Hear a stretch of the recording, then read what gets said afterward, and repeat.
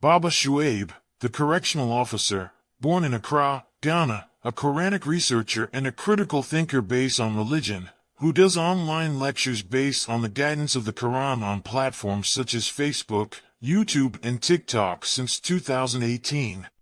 In Finland, and 13 years, QBE, in Classical Arabic and MSA in Quranic Arabic. The author of the Refer to the Quran, which helps every novice to understand the steps towards understanding the great Quran and the guidance of God in it. Time to rise and meet the challenge. Baba Shuaib is calling you out. Meet Baba Shuaib, a correctional officer with a mission. Today he's throwing down the gauntlet to the mushriks, no more holding back. With his logo shirt and cap, Baba Shuaib sits tall and confident. He says, the time for action is now. It's time to rise, to push past limits, and to become the best versions of ourselves. Baba Shuaib believes in the power of determination and resilience. His challenge is simple. Stand up, face your fears, and conquer them. Every day is a new opportunity, he says. An opportunity to grow stronger, to be better, and to leave a mark on the world. So, are you ready to accept Baba Shuaib's challenge? Are you ready to rise above and beyond? Join Baba Shuaib and let's show the world what we're made of, because the only limit is the one you set for yourself.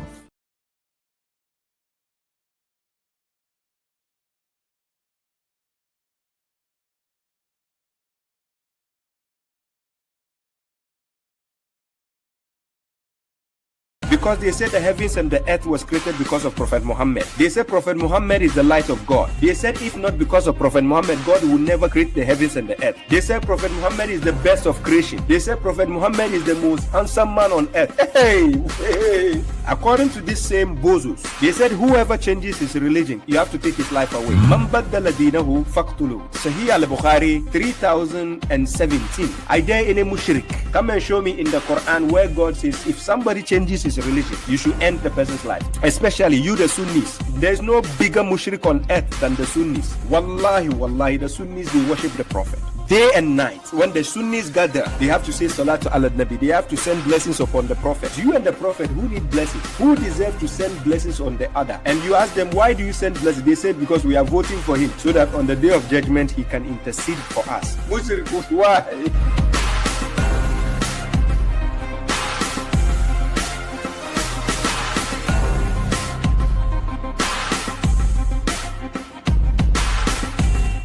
The mushriks, they love the hadith books. I don't do anything that I cannot prove. But it seems that when people don't understand what I do or why I'm doing something, they are quick to judge. Quran chapter 18 verse 65. Remember, Moses was a prophet, right? But he went to another servant of God to seek knowledge. Sometimes the perspective you are looking at things, you might think you are right. Till you go and meet another person. Maybe God has gifted him more than you. Then you get to realize, oh, you are actually falling behind. And that is why I open up for dialogue. I watch you just like you watch me. I master the art of double checking you more than you check me. So whatever you think you are coming with, I've already prepared the weapons on the side, because I know all of you are watching, especially the people who are coming for my neck. So I get prepared for all of your heebie-jeebies. This is how I'll be taking all of you one by one when you come at me. So go back and study. Just because you don't have understanding of something doesn't mean the other person is wrong. Just because it's beyond your imagination or understanding. Let's have a dialogue, one-on-one. Baba Shuaib will bring you and let's face it out.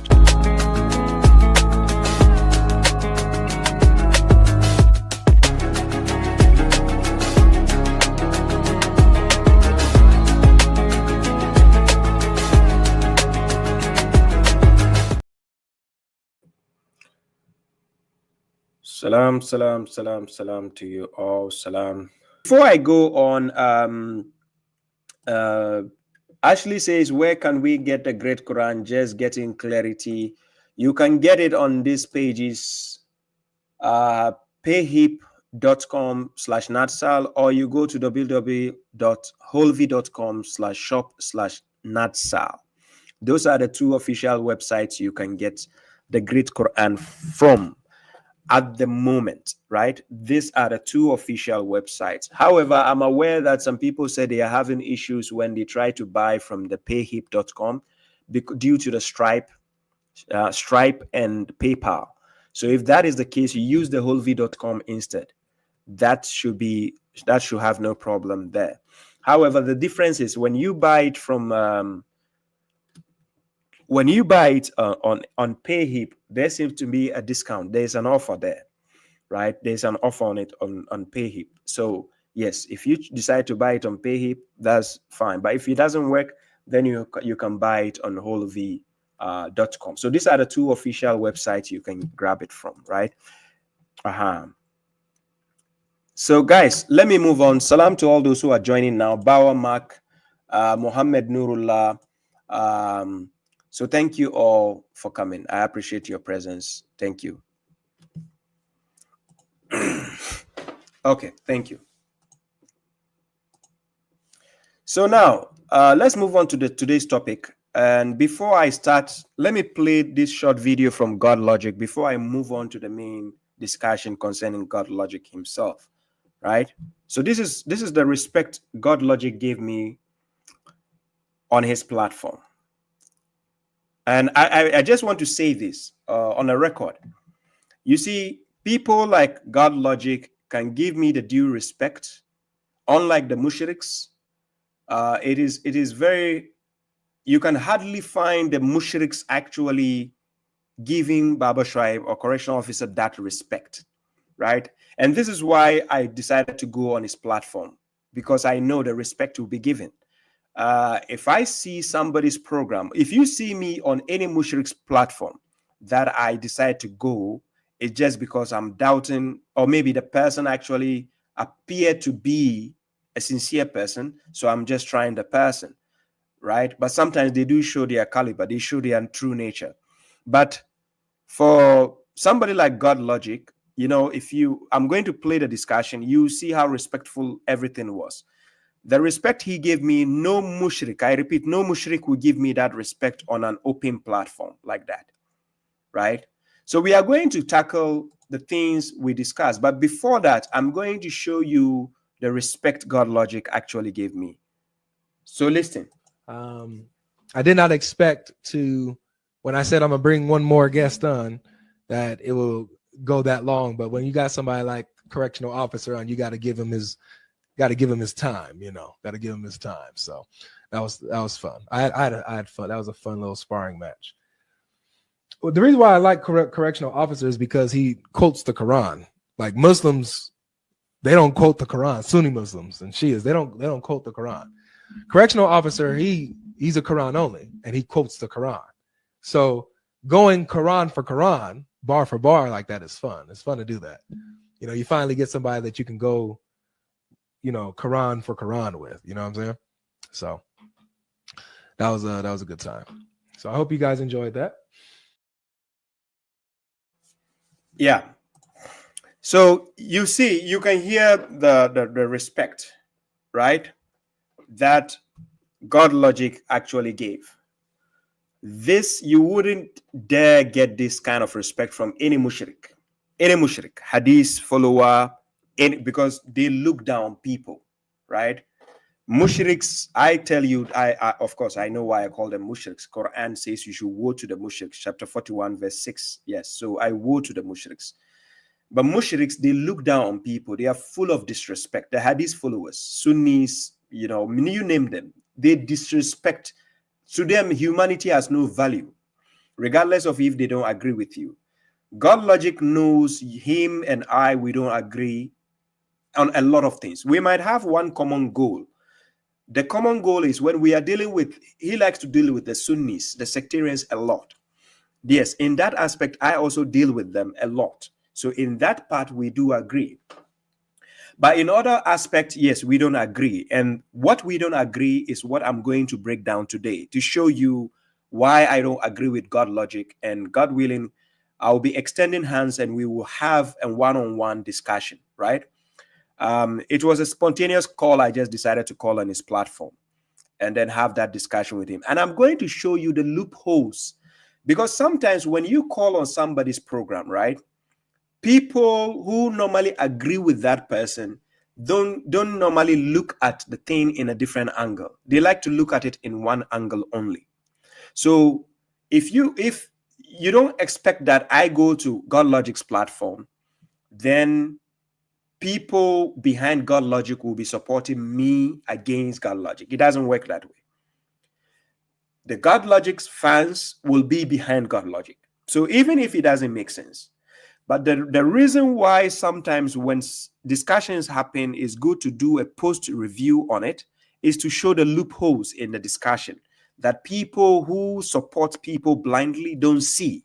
And I'm going to show you the loopholes in the discussion we had, how God Logic had loopholes in the argument. Right? So this is what I'm going to do today. So let me start with the video itself. Initially, we did about almost 40 minutes discussion. So I'll make it into two segments. First segment, I'll be talking about the first segment, then I go to the second part of it, right? So let's start with the first one. I put the video here. Who better yet to end the stream off than with the correctional officer himself? Yo.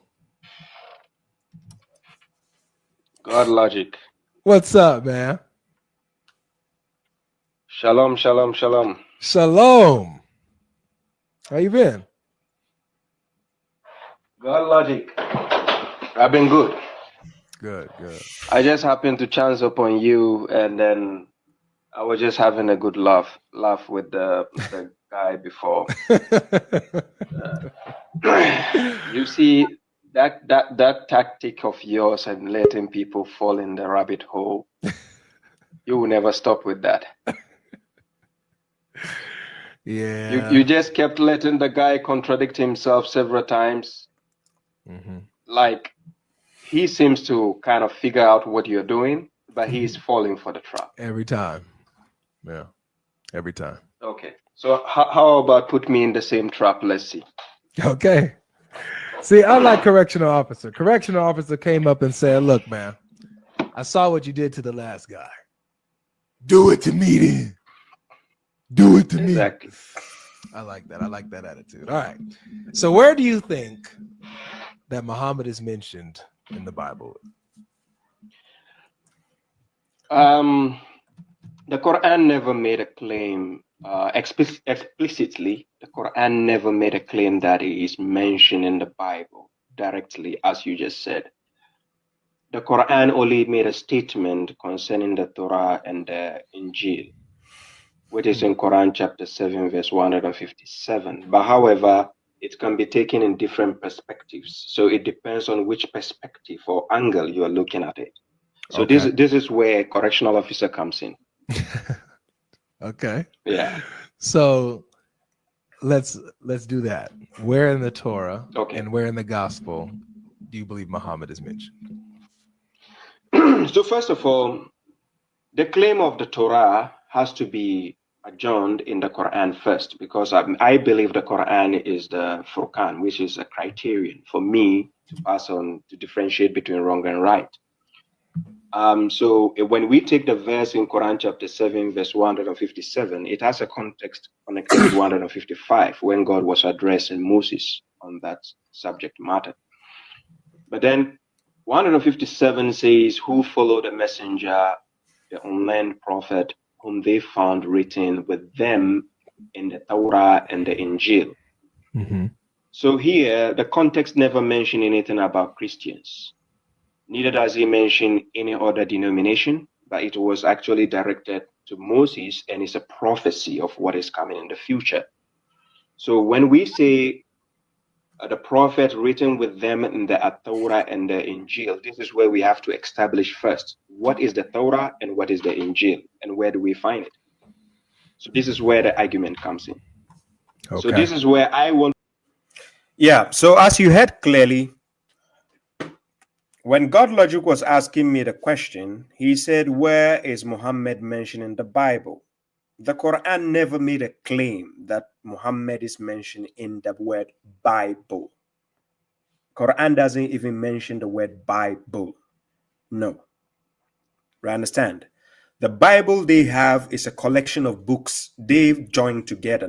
No prophet did that for them. They decided to do that for themselves. Right? They fasten all the books claiming that the entire book is from God, which is not the case. So I intentionally asked God Logic on that day, is the Bible in its entirety from God? He said yes by looking down. Now, these are the clues and details I was looking for in the discussion. I was looking for these clues and details from God Logic's answers.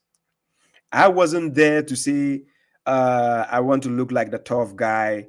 And, so as a matter of fact, I was even laughing through in between the discussion, right? Because there are things that I can understand from God Logic. His audience might not see that. I see that through God Logic. So I'm going to show that today. Then you understand what I mean by what I'm saying. So God Logic, his question, I made him realize that no, the Quran doesn't make a claim that is written in the Bible. Listen carefully. So then I said, God mentioned the Torah and the gospel. So first of all, we need to understand what the Torah is and what the gospel is. This is my argument. We need to understand what the Torah is and what the gospel is. So now listen to the counter argument God Logic is going to bring. After I answered the first question, listen to what he has to say.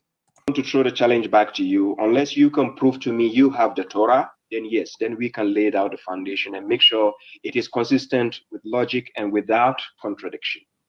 Thank you. Thank you. I said we will throw back the argument to him and make sure if he is going to make the claim that he has the Torah, we are going to make sure the book is consistent and it is without contradiction. And I'm here today to prove to you the contradictions in the Old and the Torah, the so-called Torah they claim they have. I'm going to show you the contradictions. Yes, it has contradictions. And if it has contradictions, it can never be from God. That is not the one God revealed. Because if I ask God Logic, if God should reveal something, must that have contradiction? He will say no. But on that day, ladies and gentlemen, even though we had about 40 minutes exchange, that 40 minutes, God Logic was in a hurry to leave. He has to, I was the last caller. He has to end the program. And I didn't even think of going over 30 minutes with him. I thought we would just do a spot like maybe 15, 20 minutes. Then I can now request to him that, hey, man, we need to do a one-on-one discussion. This is why I went on the platform, right? But his audience were so adamant. I don't think they understand what is going on.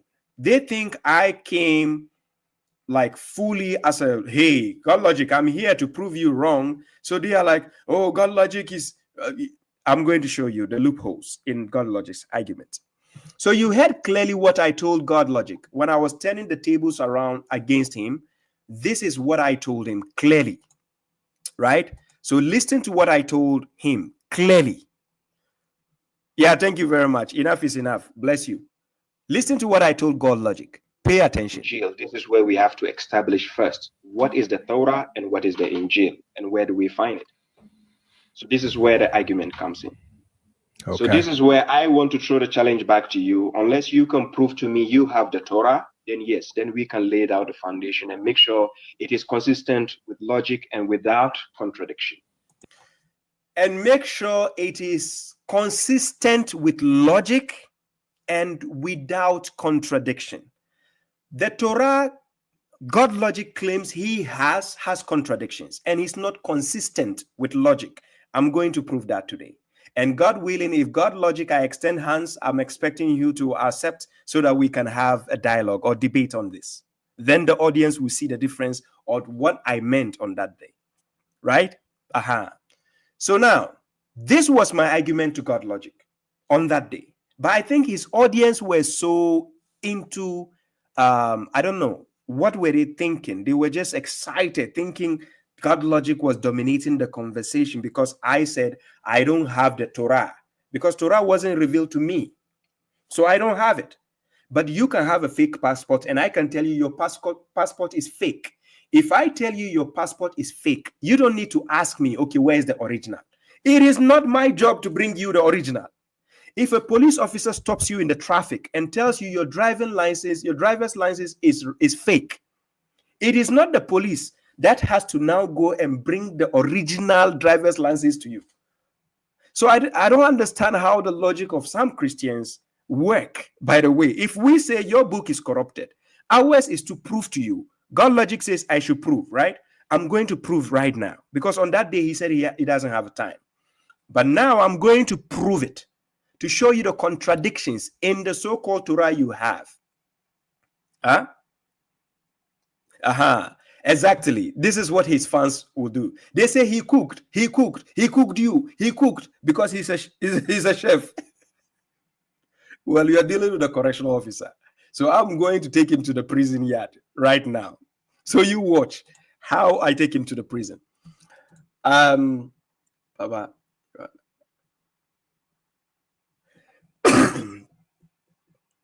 Exactly. Thank you very much. So now, you guys, you heard clearly the argument I laid back to God logic. So I'm going to show you how inconsistent God logic was throughout the conversation. Pay attention.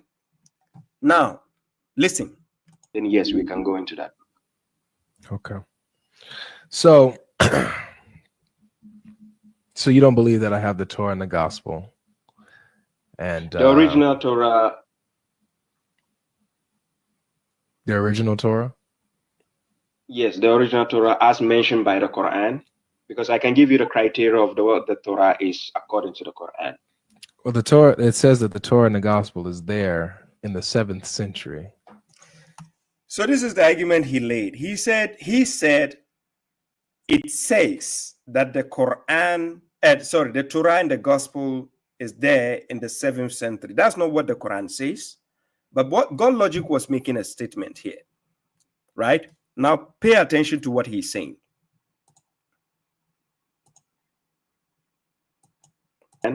Because I can give you the criteria of what the Torah is according to the Quran. Well, the Torah, it says that the Torah and the gospel is there in the 7th century, right? According to who? 7:157. I just told you. So I asked him, according to who? Then he says, according to Quran 7:157. That is not the claim it made. But God logic is saying, yes, is there. Okay, no problem. So I was now trying to let him understand what the Quran says. I told you the prophecy is a prophecy being told to Moses. In 7:157? We can start 155. Okay.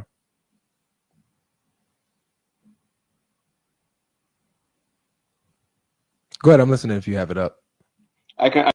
Okay, so he wanted me to read Quran chapter 7, verse 155 up to 157. So I was telling him it was a prophecy being told to Moses. It was a prophecy being prophesied to Moses. So now check the verses. I'm going to put it on the screen. Then we come back to the video, right? I'm putting the verse on the screen. So for those on Facebook and YouTube, you can see the verses. Unfortunately, those on TikTok, you cannot see, right? So now here, and Moses selected 70 men from his people for our appointed time. And when the tremor seized them, Moses said, Lord, if you had willed, you could have annihilated them earlier, together with me. Would you annihilate us for what the foolish among us have done? It is only your trial by which you send whomever you will astray and guide whomever you will. You are our guardian, so forgive us and have mercy upon us, for you are the best of the forgivers. And decree for us what is good in this world and in the hereafter. Indeed, we are guided to you. God said, my punishment will strike whomever I will thereby, but my mercy encompasses all things. Then he says, so I will decree it for those who are pious and give the charity, and they are those who believe in our verses. Then it continues. You can still see the prophecy being told to Moses. So 157 says, who follow the messenger, the unlearned prophet, whom they found written with them in the Torah and the Injil. It doesn't mention Bible here. It says Torah and the Injil. Okay. He commands them to kindness and forbids them from abomination, and makes lawful for them the good things and prohibits for them the bad things, and takes off their burden from them as well as the shackles which were upon them. Therefore, those who believe in him, honor him, support him, and follow the light which was revealed along with him. They are those who will be the successful. Then it continues. Say, now the messenger is being asked to say, O you mankind, I am a messenger of God to you all, the one to whom the dominion of the heavens and the earth, the one to whom belongs. There is no God except him. He gives life and causes what? Death. So believe in God and his messenger, the unlearned prophet, who believes in God and his words and follow him. Perhaps you will be guided. Right? Okay. So now this is the prophecy and is being fulfilled by Prophet Muhammad as a messenger to mankind. Right? Okay. Now, let's go back to the argument God Logic was trying to present on that day. If you want me to read. Yeah, I'm listening. So the context is, and Moses selected 70 men from his people for our appointed time, and when the tremor seized them, Moses said, Lord, if you had willed, you could have annihilated them earlier together with me. Will you annihilate us for what the foolish among us have done? It is only your trial by which you send whomever you will astray and guide whomever you will. You are our guardian. Then he says, so forgive us and have mercy upon us, for you are the best of the forgivers. 156, and decree for us what is good in this world and in the hereafter. Indeed, we are guided to you. He, God, said, my punishment will strike whomever I will thereby, but my mercy encompasses all things. So I will decree it for those who are pious and give the zakat, that's the charity, and they are those who believe in our verses. Then the context continues. Who are those? Who follow the messenger. Which messenger is that? The unlearned prophet, meaning he never learned any other scripture prior to the Quran, right? Yeah, so those then who, he says, follow Muhammad. Mm-hmm. Yes, whom they found written with them in the Torah and the Injil. So here we can see the context clearly is a prophecy being told to Moses of what is coming in the future. At that time, it doesn't mean when Moses is being told the Injil was already there. You and I can agree on that. Yes, so at the time God was telling Moses that prophecy, there was no book existing, or there is no Injil existing at that time. He will agree. Now listen to God logic. Moses was being told the Injil never existed at that time. True or false? True. Okay. So God logic agrees. At that time, God is telling Moses that prophecy, the Injil never existed at that time. True, right? Okay, so let's go forward. Thank you. So it's a prophecy. So now we have to make sure the prophecy have been... Correction officer. According to the prophecy, if I'm going with you, where is the Injil? According to the prophecy? Yeah. Okay. So now when we go into the Quran, chapter 5, verse 47, no. God is clearly... I wanted to use the Quran to give him an answer. He stopped me from using the Quran to give him an answer.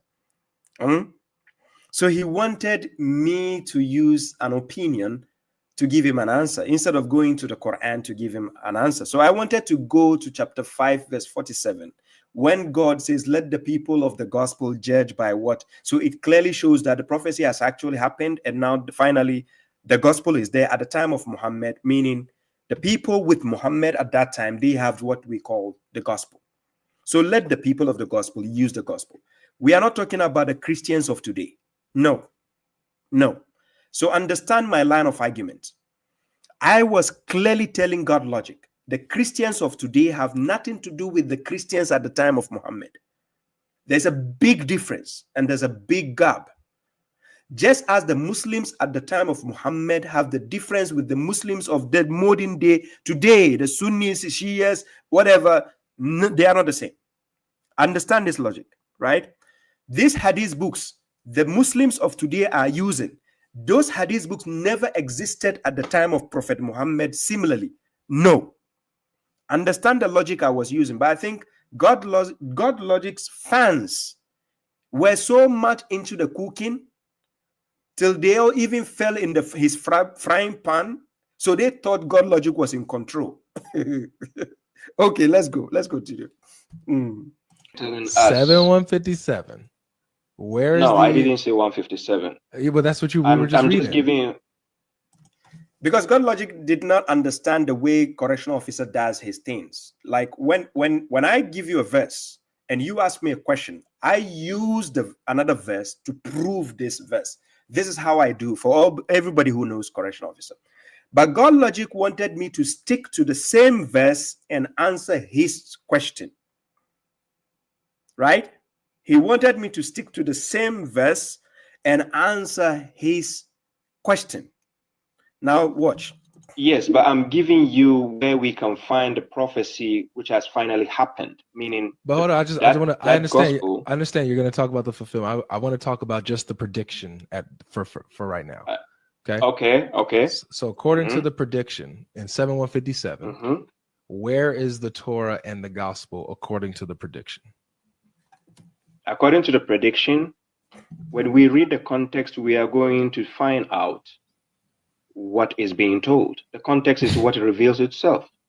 So without finishing the texts, we don't know the subject matter here. We do. We know this is what we know. If I'm going with your understanding, we know that this is a prediction about saying those who follow the unlearned prophet, unlearned messenger. So that's talking about Muhammad, obviously, right? Yeah, the context, when we finish up to 58, it's talking about Muhammad, yes. Okay. So those who follow Muhammad, whom they find written in the Torah and the gospel with them, right? So they're following, according to the prediction, these people follow Muhammad and they have the Torah and the gospel with them, right?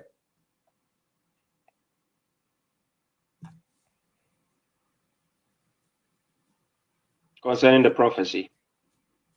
So they have the Torah and they have the gospel with them, right? And they'll be able to find Muhammad mentioned in there, right?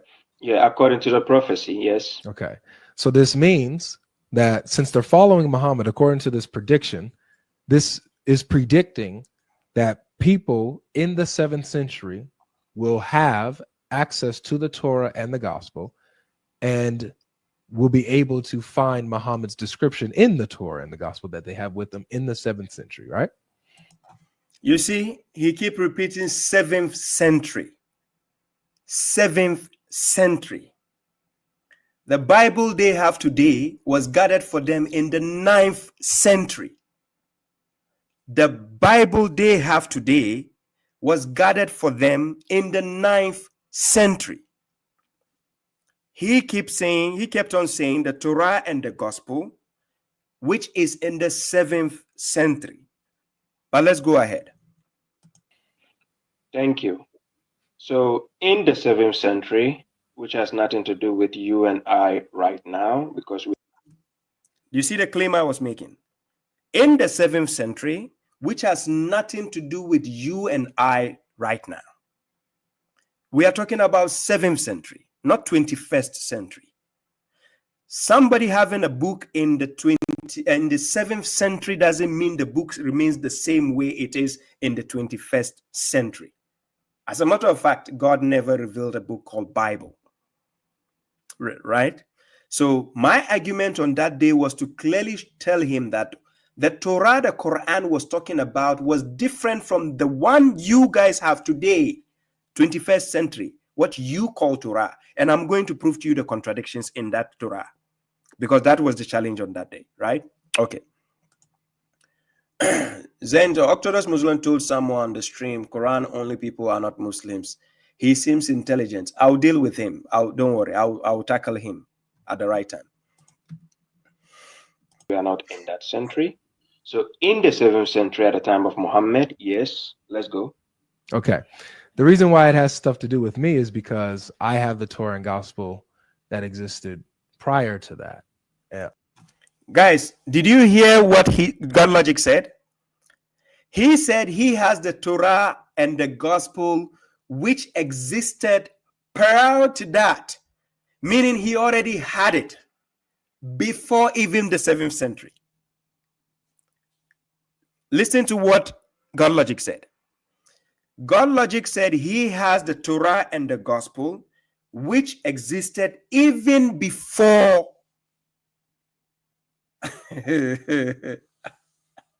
even before the 7th century, which is not correct.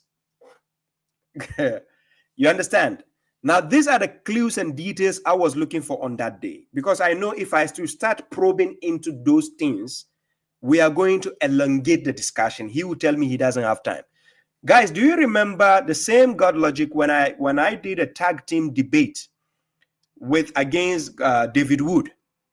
Him and David Wood, we did a tag team debate. On that day, I was telling them there is no concept of Trinity in the Old Testament, and he said there is. And I said, give me a verse. And then he says that will be a different topic. I just said a verse. A verse. He said, no, that should be left for another topic, another day. Guys, on that day, I just said a verse. I didn't say any other thing. I didn't say I need a full, how will I say? I need a full vocabulary of whatever. I just said a verse. God Logic says another day. No problem. So me knowing God Logic very well, I knew this segment will be recorded. So I'm pinpointing the answers God Logic is giving, and that will determine our discussion in the future. You understand? These are the things I'm going to use to, counter him in a debate. I need these things very badly, but his audience don't understand what is going on. Here, God Logic lied, because the Bible you have today, and you claiming the Torah and the gospel you have in those books, did not exist before the 7th century. Okay, let's go. All the way up to that. So that pretty much validates what I have, because I have. So which version do you have? Now, this is the trickish question here. So I ask him, which version do you have? Now check the demeanor God Logic will use to answer my question. I ask him, which version do you have? Listen to God Logic. What do you mean, which version? Yes, because you have versions of the book. No, I have the Torah and the Gospel. I have the Hebrew, I have the Greek. So which of the versions? What do you mean, which of the versions? Guys, if I ask you if you say you have iPhone, and I'm asking you which version do you have, why can't you mention the version you have? If it's iPhone 12, iPhone 14, iPhone 17, just mention it. That's all I'm asking God Logic. So he understood where I was going with the question. Watch. I have what the you Quran know says. what I mean. No, I don't. No, but yes, so that's the point. So let me break down what the Torah is according to the Quran. Then let's see if you actually have it. Right? Okay. According to you. Now, so this is the part I was breaking down what the Torah is according to the Quran. So now we are going to see if they have it and check the consistency of what he has, if it is true that he has that Torah. So you see, like, I know God Logic very well because he likes to play the game of semantic, meaning to play with words. And I'm going to show you how inconsistent he was with words also. Check. Your Torah, according to you, your Torah, it was Moses who wrote it from beginning to end, according to you. True or false? The written Torah, sure, yeah. Guys, I asked him, according to them, the Torah they have, it was Moses who wrote it from the beginning to the end. I asked him, true or false? False. You heard the answer God Logic gave. He said, yes. Guys, listen carefully. He said, yes. Okay. Torah, according to you, your Torah, it was Moses who wrote it from beginning to end, according to you. True or false? The written Torah, sure, yeah. Now, do you see the demeanor he has when he's answering the question? Because I'm looking for these details when I'm asking him questions. When I was doing this discussion, I'm looking for these details from him because it's an entrapment. I will use it against him later. And I actually tagged God Logic right now. I've tagged God Logic. So I know he might watch later on. You understand? And sometimes he comes to my stream on TikTok. He watch me live. So he will get to see the entrapment, and that's what I will be using against you in our debate, God willing. Now, when you watch the demeanor he had before answering that question, he said yes, which is right. According to their Bible, it was Moses who wrote the Torah from the beginning to the end. He said yes, but the same God logic will contradict himself later on from this same statement. He will contradict himself, but his audience didn't see that. So this is why the post-review is important, for people to see through people, to see the lies people harbor when they present themselves on a live stream. Yes, peace to you, Risha Green. Peace. So now, let me take you to the Bible and show you their own Bible, what it says concerning the Torah being written by Moses from the beginning to the end. So I take you here. We go to Deuteronomy, right? Chapter 31. Then I start from, let's say, chapter 31, verse 22, right? Deuteronomy 31, 22.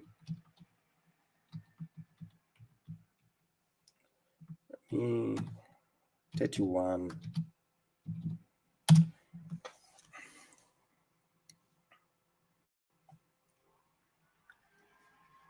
Yeah, 31, 22.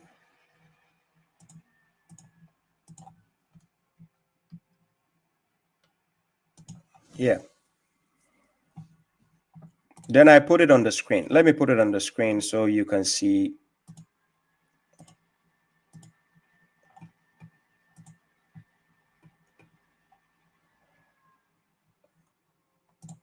This one.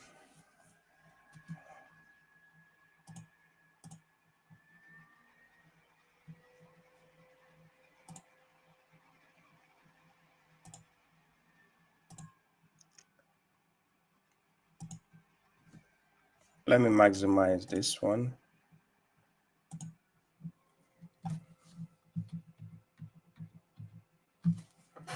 Yeah, when you take Deuteronomy, you start from Deuteronomy chapter 31, verse 22.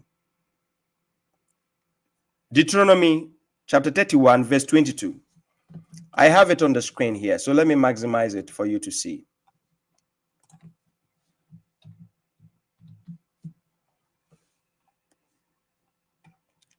Yeah, so it says, so that very day Moses wrote down this song and taught it to the Israelites, right? Then he says, then the Lord commissioned Joshua, son of Nun, and said, be strong and courageous, for you will bring the Israelites into the land that I swore to give them, and I will be with you. Verse 24, then he says, when Moses had finished writing in a book the words of this law, the words of this law, this Torah. So when you go word for word, it is Torah, right? If you go word for word, I'm going to show you this thing, breakdown here.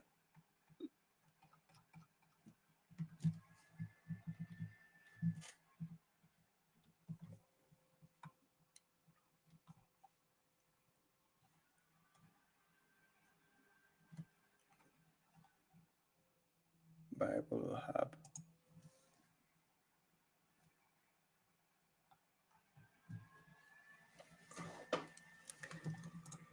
So guys, if you can see the screen here, for those on Facebook and YouTube, when you go to biblehub.com, right?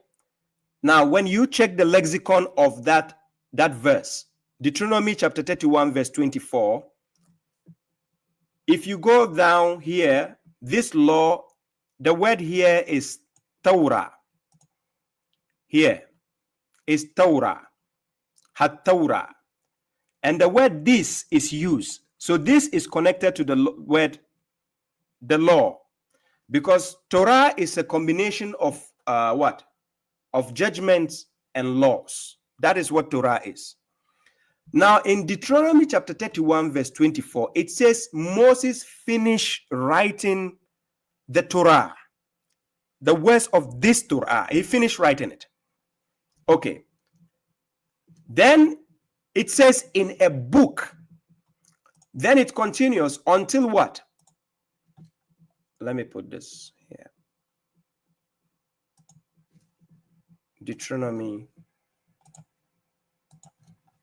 31:22.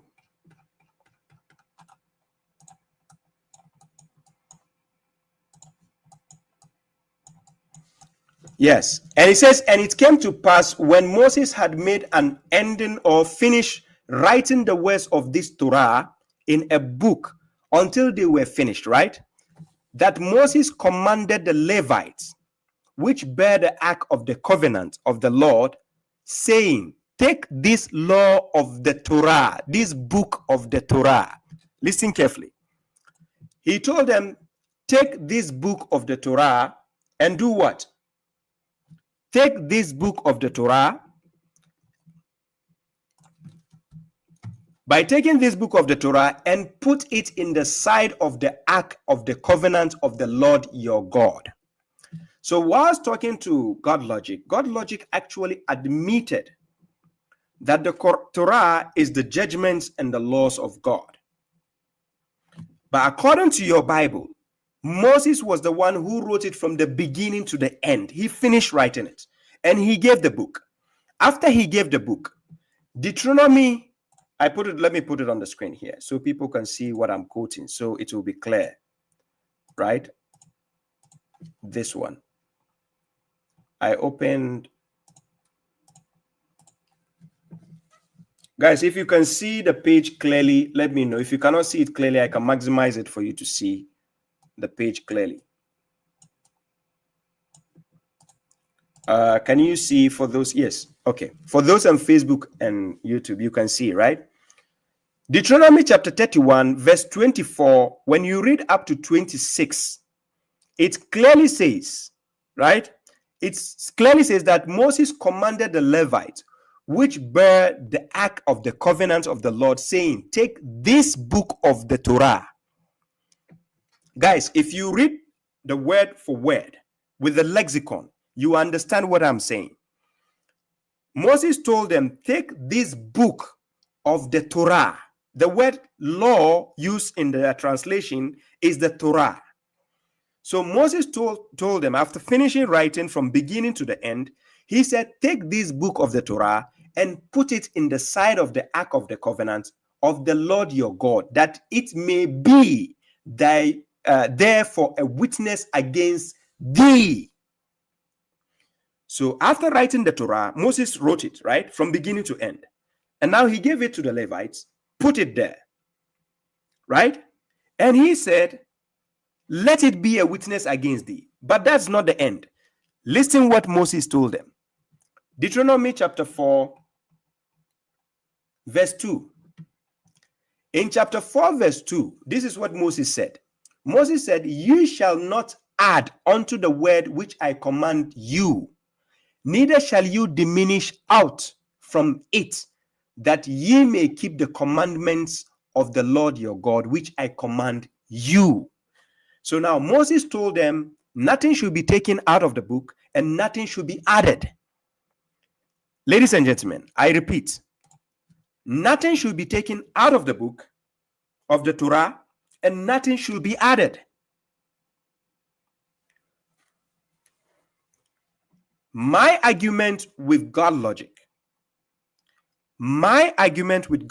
was to prove to God logic that the so-called Torah you guys claim to have is not the one God is talking about in the Quran. You have a corrupted version, and I'm going to prove that to show you contradictions in your Torah. It's clear. The one you have as Torah is not the Torah God gave you. And I'm going to prove that. So Moses clearly told his people not to add anything and not to remove anything. Because even Jesus himself in in Matthew chapter 5, verse 17 to 18, he clearly told them that he did not come He says, Jesus says, do not think that I have come to abolish the law, the Torah, or the prophets. I have not come to abolish them, but to fulfill them. For truly I tell you, until heaven and earth disappear, not the smallest letter, nor the least stroke of a pen will by any means disappear from the Torah until everything is accomplished. This is what Jesus told them. Are you getting the point? Okay, so now let me make the discussion with God logic sit in very well so that you understand the angle correctional officer was coming from. His audience didn't understand because they have been bamboozled already. Okay, so now check the discussion. Thank you. According to the Quran, Moses was not given the Torah. According to the Quran. Who was it given to? So if nowhere in the Quran does it say he gave Moses the Torah. I know who was it given to? The children of Israel. But by meaning it wasn't which prophet? God gave he gave all the prophets of children of Israel. It wasn't only given to Moses, as your Bible claims. Well, my Bible doesn't claim that it was only given to Moses. Wait. My Bible doesn't claim that it was only given to Moses. My Bible claims that it was given to Israel through Moses. Okay, through Moses. Okay, Quran doesn't make that claim, right? Yeah, but does it deny it? I know what you're saying. From the perspective of the Quran, does it deny that Moses received the Torah, that he's one of the prophets that received the Torah? I wouldn't say it denies because he's part of the prophets of children of Israel. Yes. Exactly. But to clear the point as to the reason why I said which version you have, I want to state the difference between you talking about Torah, which is different from the Torah I'm speaking of. Okay, that's fine. Quran, before I let you go, I just wanted to make sure that the reasons that you're bringing up to try to cancel out the Torah that I have, we're seeing that those aren't actually, these reasons don't cancel it out, because it doesn't deny, the Quran doesn't deny that Moses was given the Torah. It doesn't deny it. It just doesn't explicitly say it, right? And so when I quoted Deuteronomy chapter 31 from 22 to 26 to God logic at that time, God logic doesn't know the reason why I was quoting the verses. I was quoting the verses to show you that the Torah you claim you have today, the 5 books of Moses, it wasn't Moses who wrote them.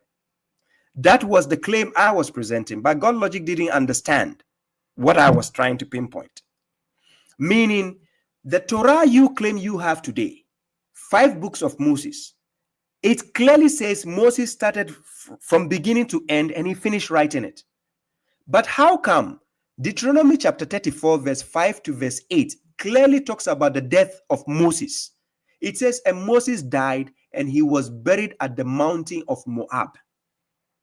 So if Moses was the one who wrote it from the beginning to the end, the question is, was it Moses who was writing his own death? God logic said it was Joshua. That means it contradicts the same book, because Moses clearly says nobody should add anything or diminish anything from it. Nobody should add anything or diminish anything from it. Deuteronomy chapter 4 verse 2. It clearly says so. But here you have your apologetics now saying that, oh, Joshua added to the words of God. But when you read Deuteronomy chapter 34, you read up to the end. It wasn't even Joshua, because look, the writer writing, nothing shows that it was Joshua writing that. Seriously, write it down, check it for yourself. Deuteronomy chapter 34, start reading from verse 5 and read till the end. And see for yourself, it is Joshua writing it. They don't even know where Moses was buried. They don't know where the sculpture of the burial place of Moses is.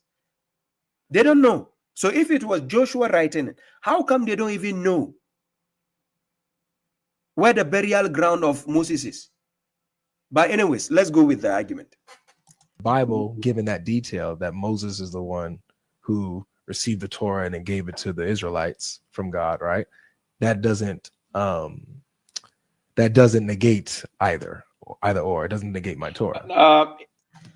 Now, do you see the argument God Logic was presenting? He said Moses received the Torah and he gave it to the children of Israel. Okay, so he received it, and according to your Bible, he wrote it from the beginning to the end. Deuteronomy chapter 31, verse 24 to verse 26. He wrote it and finished writing it, and he put it into the book and he gave it to the people. And he told them to keep it there as a witness against themselves. And he told them not to add anything or diminish anything from it.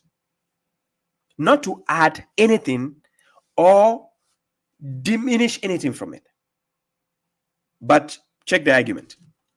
According to the Quran, it does, because Quran doesn't say that Moses was the one who received the Torah. It doesn't deny it. Because according to the Quran, but let me lay down the claims clearly. I know, I'm just saying it doesn't deny it. But based on the way the Bible presents it, the Quran actually makes it in a broader sense, which is different from the way Bible narrates it. Because according to the Bible, Moses wrote the Torah from the beginning to the end.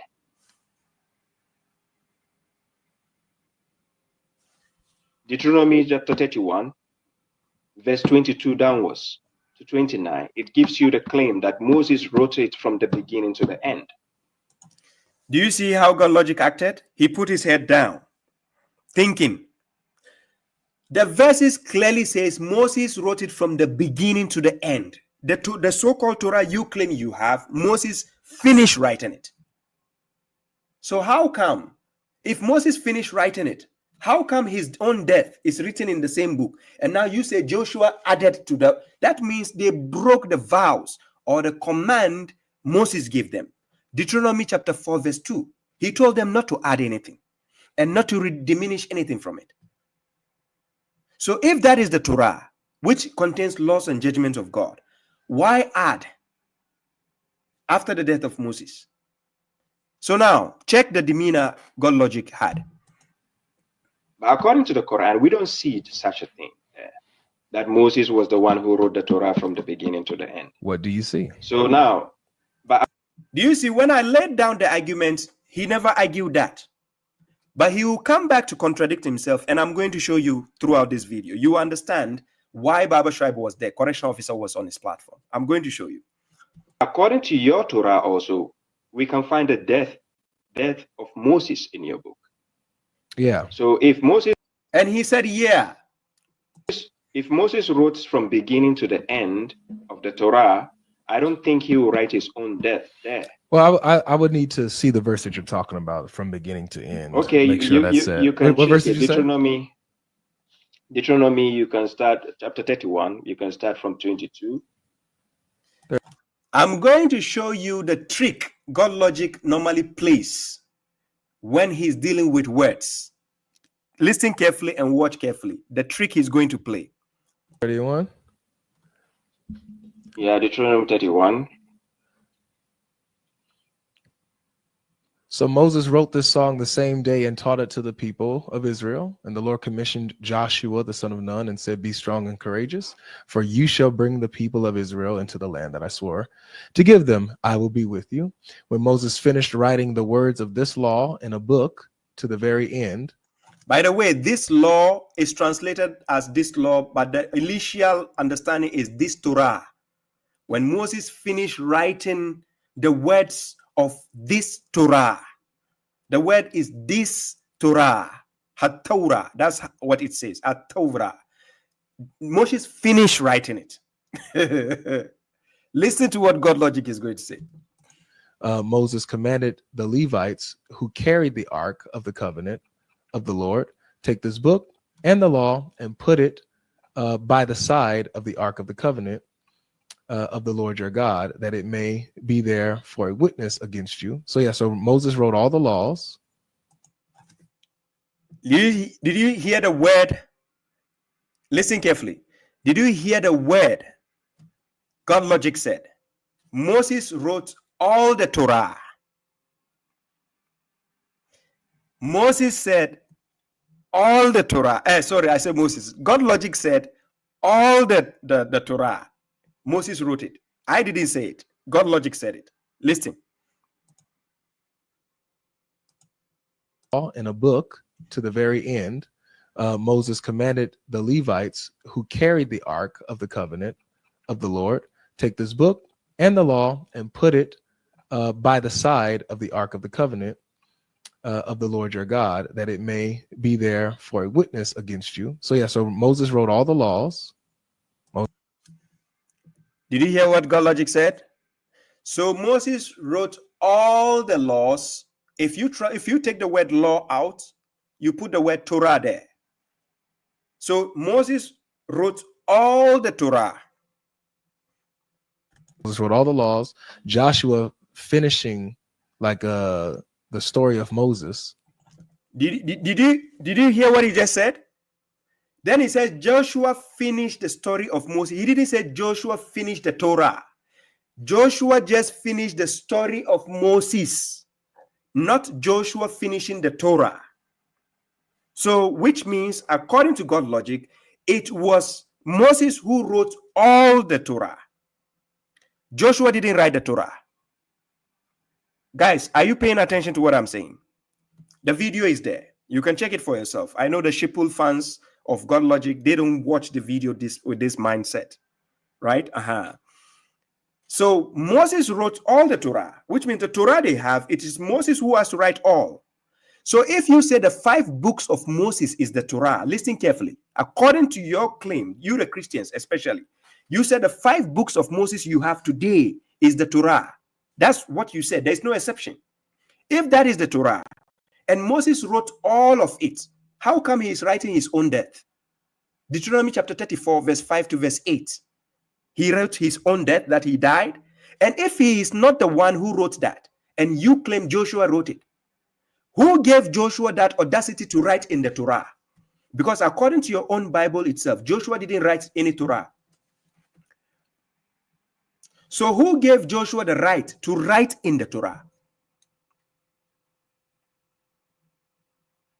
Do you see the contradictions? Guys, are you paying attention to the contradictions?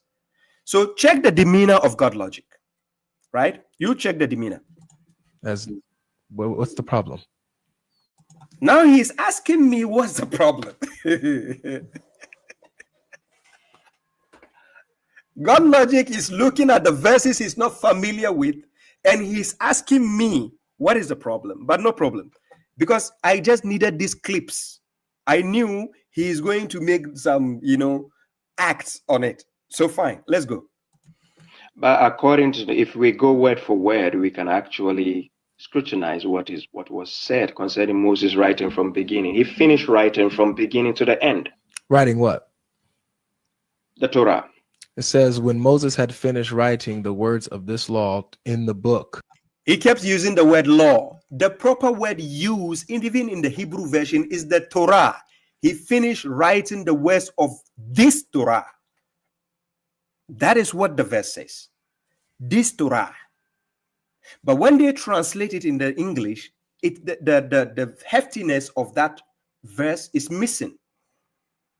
Do you see? It's missing. So now, God logic keep reading the verse again. I think he wasn't familiar with the verse. So he kept reading. Now listen to what he said. To the very end. So he's writing the laws, he's writing the commandments, and he wrote all the commandments. So he finished writing. God says laws. God logic keeps saying commandments. He finished writing the Torah. Yes. So he finished writing the law. Yes, Moses finished writing it. But look at the game of semantic God logic is going to play again. Yes, the command. Yes, right? yes. But there's nothing wrong with Joshua coming in and finishing it off, telling us what happened to Moses. Joshua didn't finish the Torah. He says there's nothing wrong with Joshua coming into. So I keep telling him that is not my issue. Joshua is not my issue. My issue is Moses finished writing. If Moses had finished writing something, what is it that Joshua need to add? Ladies and gentlemen, listen to logic. Don't listen to God logic. No, don't listen to God logic. Listen to logic, correct logic here. If Moses have finished writing the law, the Torah, what is there for Joshua to write? Ladies and gentlemen, because Moses finished writing it and he gave it to the Levite to put it there so that it will serve as a witness against them.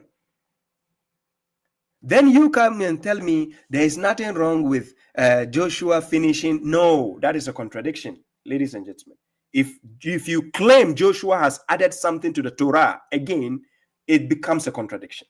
Because how can it say Moses has finished writing the Torah and you are still saying Joshua is adding?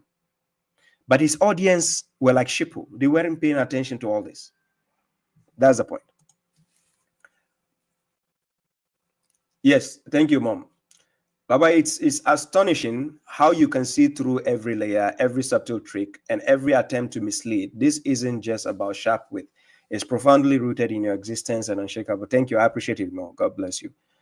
So these are the details I was looking for on that day, but people were not paying attention to what I was looking for. Okay, let's go. No, I'm not talking about Joshua now. I'm just saying the statement clearly says Moses finished writing it. It doesn't say finish writing the Torah. Yeah, but in context, it's talking about the law, commands. God logic, you admitted. You said, yeah. Now you are again drifting away and saying the context is saying about the commands. Ladies and gentlemen, let me put the verse on the screen again so you see what I'm talking about. God logic was trying to play smart on that day. Check the verse I'm talking about. I'm going to put it here. It's Deuteronomy chapter 31. Then I go to verse 20. Verse 24, right? Oh, where did I go? Just a second.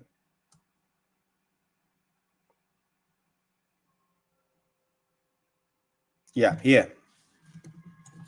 So here is the verse. This is the verse on the screen, right? It says, and it came to pass, here, it came to pass when Moses had made an end of writing the words of this Torah in a book. Then he says, until they were finished. So this Torah was finished. Then Moses commanded the Levites, which bear the ark of the covenant of the Lord, saying, take this book of the Torah. Listen carefully. Take this book of the Torah and put it in the side of the ark of the covenant of the Lord your God, that it may be there for a witness against thee. For I know thy rebellion and thy stiff neck. Behold, while I am yet alive with you this day, ye have been rebellious against the Lord. And how much more after my death? Then he says, gather unto me all the elders of your tribes and your officers. Then context continues. It is not about any separate command or something God logic is trying to talk about. It's talking about Moses finished writing the Torah. Check the smartness, the tactic God logic wanted to use on that. God had given. You can check word for word. It says the Torah. He finished writing the Torah. I know. I said in context, it's talking about the laws that God had commanded Moses. That is not it. It's talking about the Torah. You are saying the laws that God has commanded. Oh my God. God logic. Okay. And even with the song. Okay, no problem. The reason why I told him, okay, no problem, because initially when I joined, God logic said he doesn't have much time. So I knew if I have to probe deeper into this part again, we are going to prolong the issue again. So I said, okay, no problem. Because what I needed to hear from him, I got it already. I have it on video, right? So no need to rush again to push him to the corner. Okay, no problem. Let's go to the next part. Meaning, according to the meaning of the word Torah itself, it contains laws and judgments. So if it's law is a command, judgment is a command coming from God. That is the context. Yeah, so you when all we the take it back of to God. the Quran, thank you. So when we take it back to the Quran, in this line or chain of thoughts, meaning all the prophets of the children of Israel were given laws and judgments, which is the Torah. So Isa, which is Jesus, coming now to fulfill the Torah and bring Injil, which is the gospel. The Quran has brought this prophecy, I'm still not hearing how the Torah that I have is canceled out. How's Guys,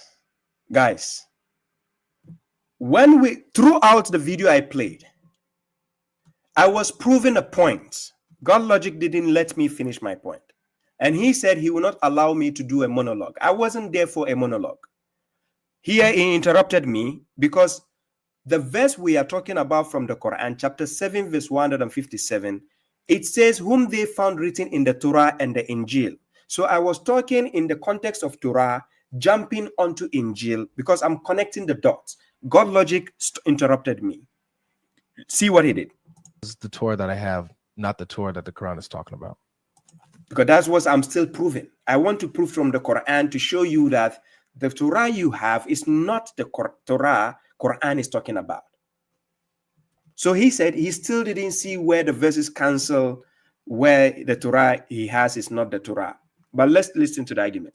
But that is what I'm giving you. I'm making the statement. So let me finish. So now I just give you the verses which shows that Moses actually wrote, he finished writing.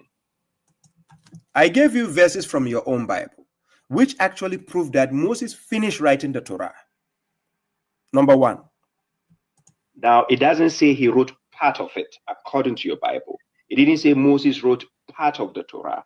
He finished writing the Torah. So if now Joshua, if Joshua has to write anything concerning Moses, then it's no more the laws of God that God gave Moses. Correct. Then it has to be. You heard what God Logic said? Correct. So which means Joshua never wrote Torah. It was only Moses who wrote the Torah. Correct, right? Okay, let's continue. Joshua's point of view concerning what Moses actually did. Yeah, which Joshua's he came the and prophet. wrote. Yeah, at the end. Thank you. Which, according to you, you claim Joshua wrote the death of Moses in the Torah, which the death is not part of a law. The death. So God Logic doesn't see the contradiction. I was pinpointing to him. Your Bible says Moses finished writing the Torah. You claim, when we ask you what is the Torah, you say it is the 5 books of Moses. Leviticus, Deuteronomy, Exodus, Numbers, and Genesis. You said this is the 5 books of Moses, which you classify as the Torah.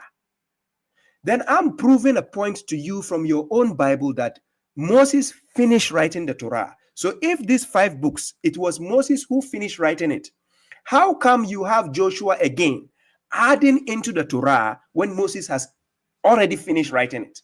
So if Moses has already finished, was it Moses who wrote his own death? And if it is not Moses, how come Joshua was adding onto the Torah when Moses clearly said nobody should add? Deuteronomy chapter 4 verse 2. Moses told them nothing should be added and nothing should be diminished from the book. But then we have the Christians telling us that Joshua added onto the Torah. So when they talk like this, I don't think they are understanding their points, when the points they are making. God Logic doesn't see where I was pointing the contradiction. I was pointing to see him to see that this is a contradiction. He doesn't see anything wrong with that. The death is not a judgment. Yeah, but the Torah is seen as multiple things. One, it's seen as the stories of the prophets. By who? Now, Torah is seen by us by who? So this is how we play the games. The Torah is seen by who as multiple things, as stories and what? Torah is a what? Torah is deeply rooted in laws and judgment, forming the foundation of what? The religious and ethical life. Torah, also known as the Pentateuch, or the 5 books of Moses, include Genesis, Exodus, Leviticus, Numbers, and Deuteronomy. This is according to you, the Christians. You said this is the Torah. So if this is the Torah, which include Genesis, Exodus, Leviticus, Numbers, and Deuteronomy, then you have somebody adding. Listen, you add somebody adding to Deuteronomy chapter 34, verse 5 to verse 8, the death of Moses. And your same Torah is claiming Moses finished writing the book from beginning to end. So who is adding the death? God logic didn't see the point I was making. First, these 5 books that Joshua finished off, or it's also seen as the direct commandments and law that God gave, like the 600 and so on commandments and laws that God gave. So depends on what you're talking about. If you're talking about the Torah colloquially as like what the Torah is, it's just all the 5 books of Moses. Did you hear what he said? Colloquially, it's just all 5 books of Moses. This is according to Christians. Quran is not talking in that sense, telling you that the Torah is the 5 books of Moses. No, Quran talks in the sense that the Torah is a book of judgment and laws. So I proved to God logic on that day. So now check. Thank you. So according to the Quran, that is not how the Quran puts it. The Quran puts it as a book of judgment, containing laws and judgment. Now he says that is what the Torah is. That's what the Torah is. That's what I have. You. Now you see it. Then he says that is what he has. If that is what you have, God logic, and I'm going to prove to the people the laws your Torah has, are you going to implement those laws today? If that is what you have today. Ladies and gentlemen, brace yourself. I'm going to show you the laws in the Torah God logic said he has. The one the Quran is talking about is different from what they are talking about. But I'm going to show you what God logic said he has. Those laws, I dare any Christian to implement these laws in your countries. And I dare any Christian to tell me if you implement those laws you find in the Torah. I'm going to give you. So God logic said he has the Torah, right? The laws and the judgments. I'm going to give you the verses. So let's go one by one. You see if you use these laws in the Torah, you find. Now, first of all, Genesis chapter 17, verse 23 to verse 27. Abraham was 99 years when he got circumcised. Abraham was 99 years, according to your Torah, the fake Torah you have. Abraham was 99 years. Remember, at that time, he already copulated with his wife, and he had the son, Ishmael. So I don't know what the circumcision was for. But according to the God of the Bible, which is a jealous God, yes, for people who don't know, the God of the Bible is a jealous God, actually. That it doesn't deserve to be the real God of the creation of the heavens and earth. In order for someone to be jealous, listen carefully. In order for someone to be jealous, there must be someone already with a higher position before you become jealous. Are you getting my point? In order for you to be jealous of somebody, it means someone is already in a higher position than you for you to be jealous of that person. So the God of the Old Testament, which they call the 5 book of Moses, is a jealous God. That's not the God of the Quran. There's no jealousy there. Jealous God. Okay, so according to this jealous God, he actually told Abraham to circumcise himself at the age of 99 years. Number 1. So ladies and gentlemen, if you are any Christian out there, you haven't been circumcised there, you can still do it. If you are 100 years, you should do it. Because it's a covenant according to the Bible, the Old Testament. According to the Torah of the Old Testament, you have to do it. You do it too. Tell God logic also he has to get circumcised. It's compulsory according to the Torah they have. Apart from that, when you go to Genesis 19:30 to 36, Lot slept with his 2 daughters and had children with them. Right? Lot, Prophet Lot, he slept with his 2 daughters and he had children with them. Right? So, yeah. Okay. The jealous God of the whole the Torah, the so-called Torah they have, that jealous God allowed that to happen. He allowed his prophets to have copulation with his 2 daughters and have children with them. Then Deuteronomy chapter 21, verse 10 to 14. Yes, it has allowed fornication. Yes, it's allowed. Numbers chapter 31, verse 17. To take the life out of young men and women is allowed. Take away their life. It's allowed. This is the Torah God logic claims they have, right? So let's go. Deuteronomy chapter 21, verse 20 to 22. Stoning and taking away the life of a stubborn and rebellious person is allowed, according to their Torah. This Torah, they claim they have it. This is from God. That's what they claim. These are the laws they find there. Huh? Okay, let's continue. Deuteronomy chapter 13, verse 5. Prophets and people with visions should be, they are terminated. Their life should be taken away. Prophets and people who have visions. According to Deuteronomy chapter 13, verse 5, if those are the laws you call the Torah, you have to implement them. I don't see any Christian actually upholding them, because Jesus, according to Matthew chapter 5, verse 17 to 18, he didn't come to abolish the law, the Torah. The Torah must be used. But we don't see any Christian nation using these laws. Okay, let's continue. Leviticus chapter 24, verse 16. If one blasphemes the name of the Lord, of the, the jealous God of the so-called Torah they are talking about, if one blasphemes that name, according to that God, they should take your life away. They should terminate you. Really? So this is the Torah you are defending. This Torah. Okay, no problem. Let's go. So God logic said you have the Torah. That's the Torah, right? Okay. Okay, let's continue. Deuteronomy. Anyways. You see this laws they are claiming that is the book of Moses, the Torah. Inside the 5 books of Moses, you will never find one verse or one where it says the book of Moses, that this is the book of Moses. No.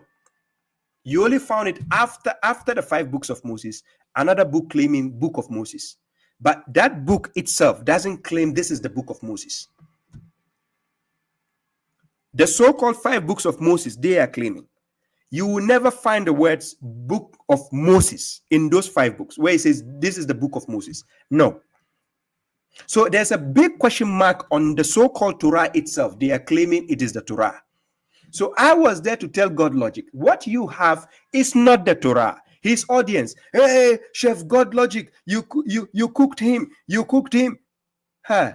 God logic will cook correctional officer. You are in the wrong kitchen. You guys are in the wrong kitchen, seriously. Allah, you are playing with fire. God logic, don't you see the demeanor of God logic throughout the conversation? God logic was sitting down respectfully because he knows who he was talking to. I'm serious. God logic was sitting down respectfully because he knows who he's talking to. Because he knows the same game he likes to play with words, I can do the same thing. So I was also consistent with the way he was acting with words. So you saw the demeanor God logic was using consistently. And I will tell you where God logic got excited. He got excited because I was making a joke and I said, oh, thank God you know your book is corrupted. That is the part his fans were, hey, God logic is cooking. Hey, is cooking who? Correctional officer? Where you watch and see. Let's continue. Okay, good. So now, according to the Quran, we don't have the words of men in the Torah, but rather the judgments of God. According to so what? You see the difference here? So here I was telling him, according to the Quran, the Torah contains the judgment of God, not the words of men. Because according to you, God logic, you just said a man added his words to the Torah, where Moses has already finished writing it. And he says nobody should add anything. Then all of a sudden you are telling me Joshua added something. So that's the word of a man being added to the words of God. But God logic didn't get still what I was saying. Listen what he said. Where does it say that? According to the Quran. Yeah, where does it say that man's words aren't in there? It literally quotes Pharaoh. No, you just said Joshua is a man. He wrote his words into Joshua is a prophet. into the Torah. Joshua is a Yeah, prophet. but he's a man. He's a But prophet. he's a man. He's a prophet. But he's a man. But he's a prophet. Are you denying that he's a man? No, are you denying that he's a prophet? Well, Quran doesn't mention him, so I'm not here So to what? talk about him. But no, if you're talking about my Torah, The point is, if you're God logic doesn't understand the logic I was presenting to him. I just got you to admit that Moses finished writing the Torah. You said yes. Then now you claim Joshua added things about Moses into the Torah. So which means it is not part of the Torah initially Moses wrote, which is from God, according to you. So Joshua adding his own words makes it corrupt now, because those things Joshua add is not classified as the Torah, because the Torah is a combination of judgments and laws. The things that you claim Joshua added to the Torah are not judgments, are not laws. So I was showing him clear into the lenses. God logic doesn't see that. Are you getting my point? God logic doesn't see that. And he thought the funny part is his audience thought he was doing well. Oh my God. Oh my God. Thank you, Ibrahim. Let's continue. saying that it's God's words, not man's words. So if Joshua is a prophet, then what he's writing is inspired by God, not his own, not his. Hey, so God inspired Joshua to write the death of Moses, that Moses died and he was buried at the mountain of Moab. And Joshua said, till this day, they don't know where the sculpture of this guy is, Moses. So God inspired him and he doesn't know. Because the last time I checked, Amos chapter 3, verse 7, God does not have any secrets unless he reveal it to his servants, the prophets. So if there was a secret, Joshua couldn't write it there. Is that part of the Torah? God logic said Joshua has added to the Torah after saying the same Bible saying Moses finished writing the Torah. But God logic didn't see the problem here. God logic thought he was making sense. Okay, let's continue. His own words. So then I just ask you clearly, are you saying the death of Moses is a judgment and a law? No, it doesn't have to be.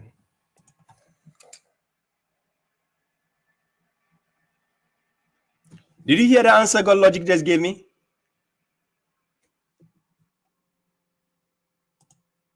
So then I just ask you clearly, are you saying the death of Moses is a judgment and a law? No, it doesn't have to be.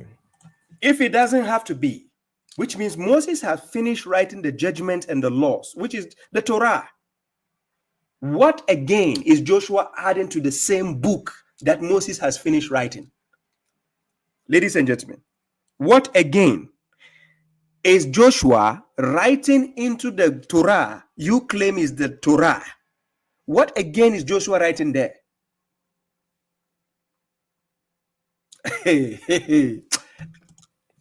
Thank you. So that has nothing to do with the Torah of God. According to what? What? God logic doesn't get the conversation we are having. He doesn't even get what I was saying.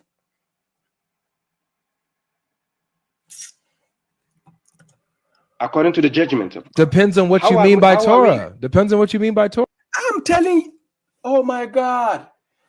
Still, God logic is telling me depending on what you mean. But I was telling you Torah according to the Quran throughout this conversation. That was what I meant. Torah according to the Quran, your criteria of Torah from your doesn't match with what is being told in the Quran.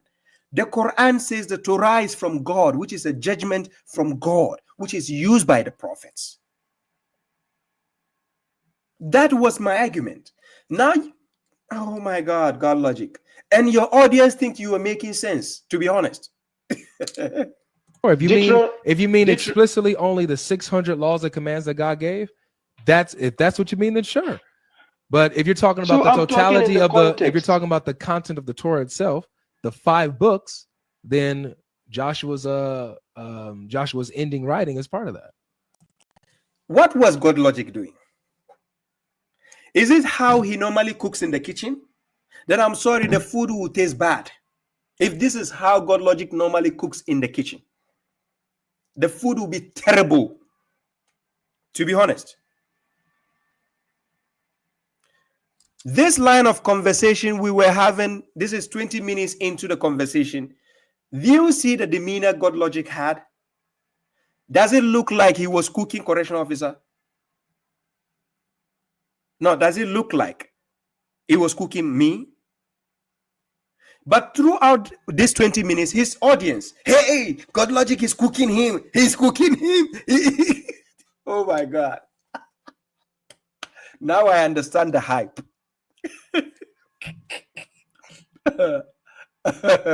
Now I understand the hype God Logic has. I'm serious.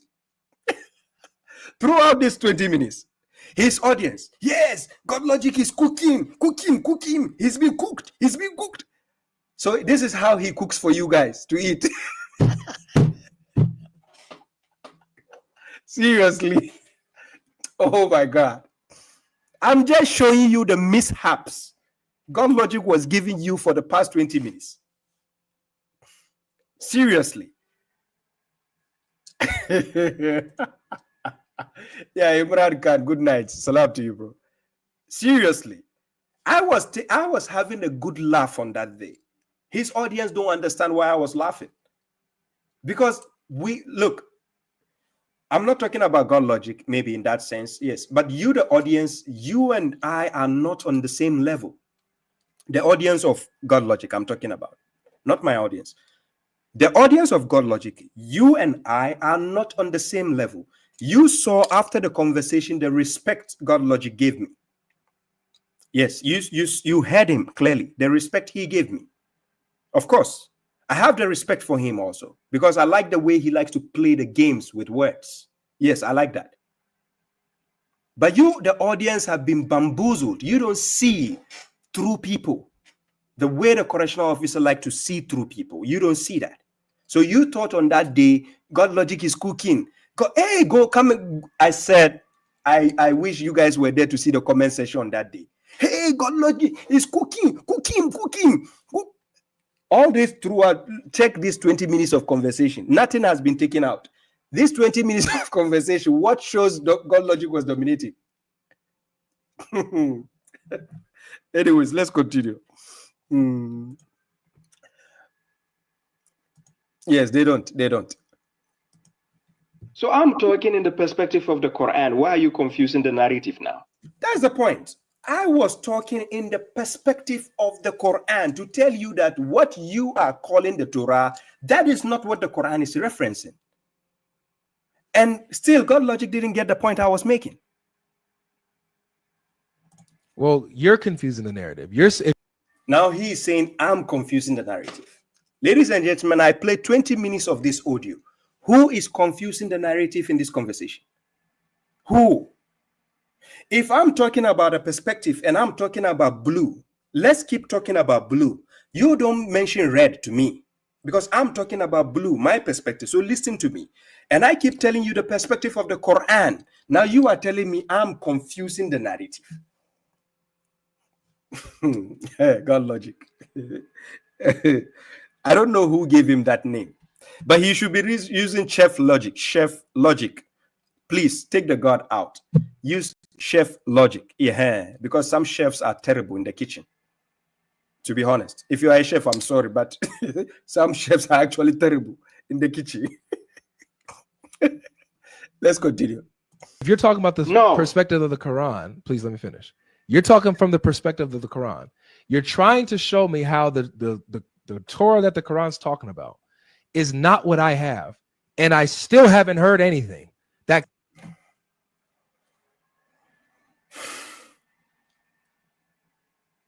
So for the past 20 minutes, God Logic was not listening to anything.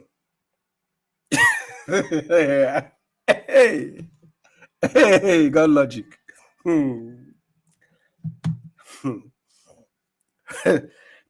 For the past 20 minutes, we were going back and forth. God Logic didn't hear anything.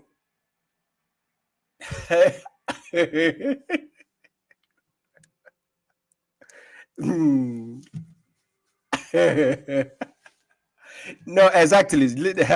This guy, you are saying a lot of facts, which are all true, but you should have reinstated your point because it seems he was confused on what point you were trying to make. Exactly.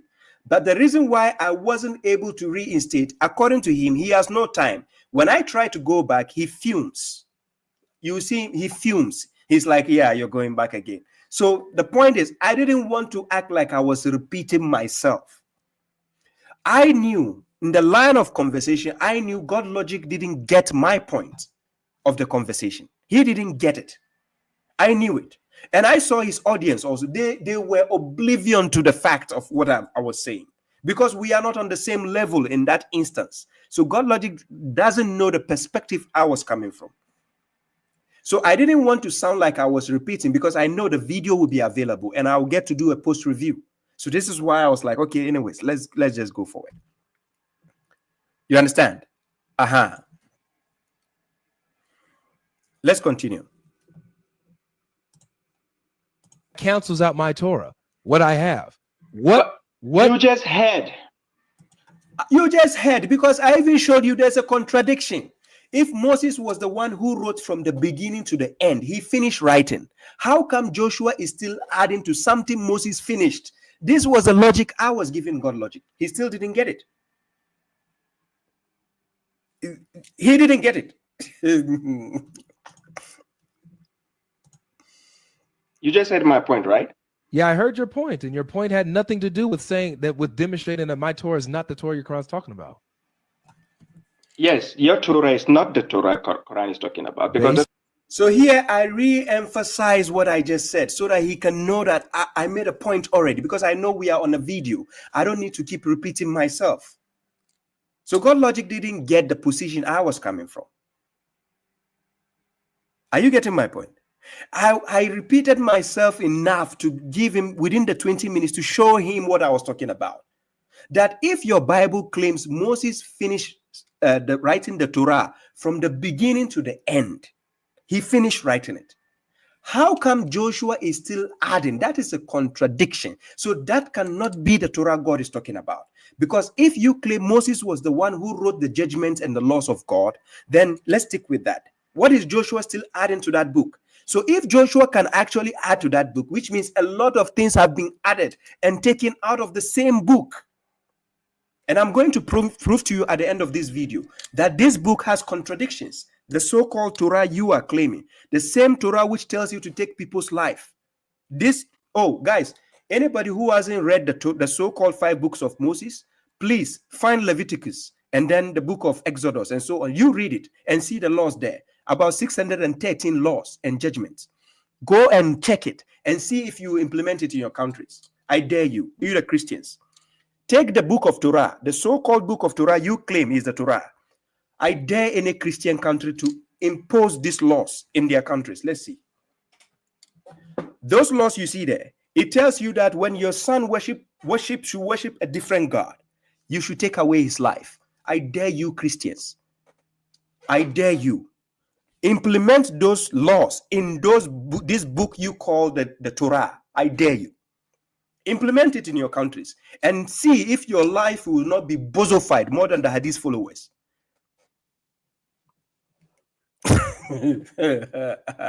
So God Logic on that day was trying to claim that the book he has now, the 5 books of Moses, that is the Torah. I was proving to you that it is a contradiction. It is inconsistent.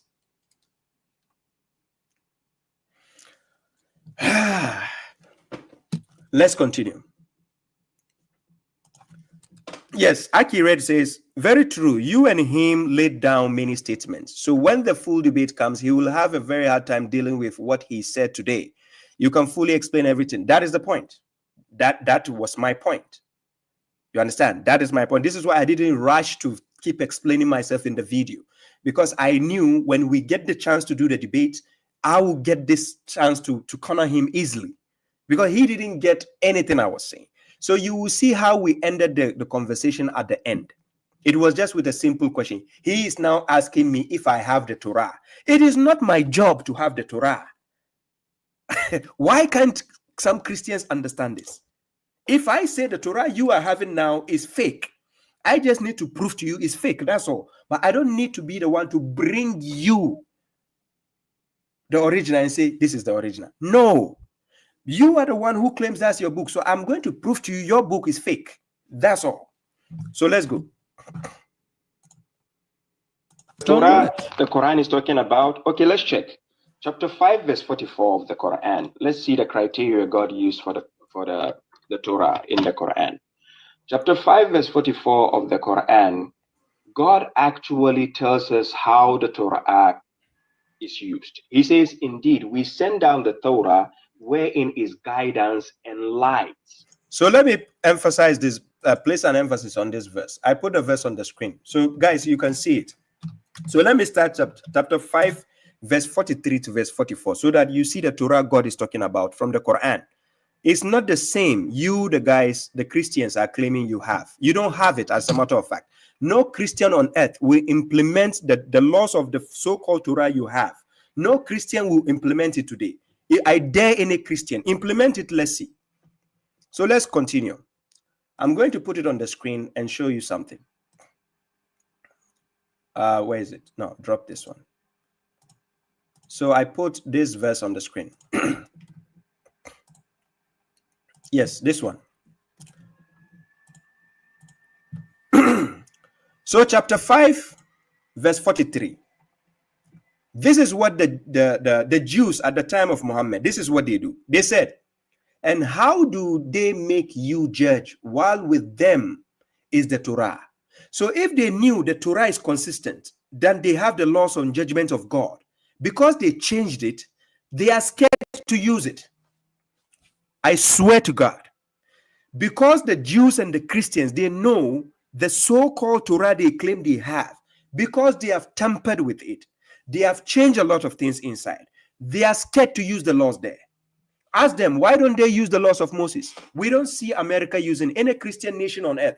We don't see you guys using the laws in the so-called Torah. Use it, let's see. Because Jesus said in Matthew chapter 5, verse 17 to 18, he did not come to abolish the Torah. He came to fulfill them. And he said he will not even take one letter out of it. So if that is the original Torah you say you have, implement the laws. Go ahead. Start terminating things. Do it, let's see. So chapter 5, verse 43.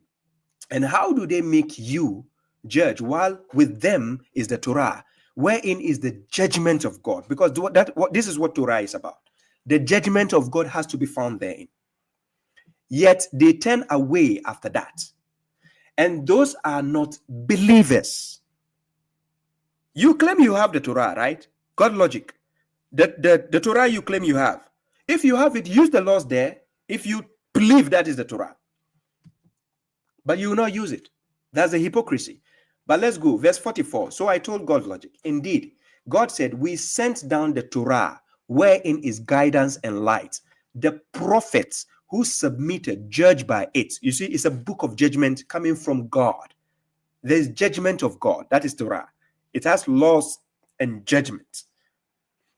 So a book containing laws and judgment. What does the death of Moses got to do in the book containing laws and judgment? Ladies and gentlemen, please, let me repeat myself. A book of judgment and laws, which is the Torah. What does the death of Moses got to do with laws and judgment? What is the death of Moses doing there? And Moses died and he was buried at the mountain of Moab. Deuteronomy chapter 34, verse 5 to verse 8. What is the death of Moses doing there?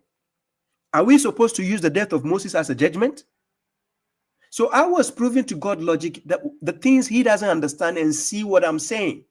So I was trying to tell him, if Moses has finished writing the Torah, who else needs to add anything?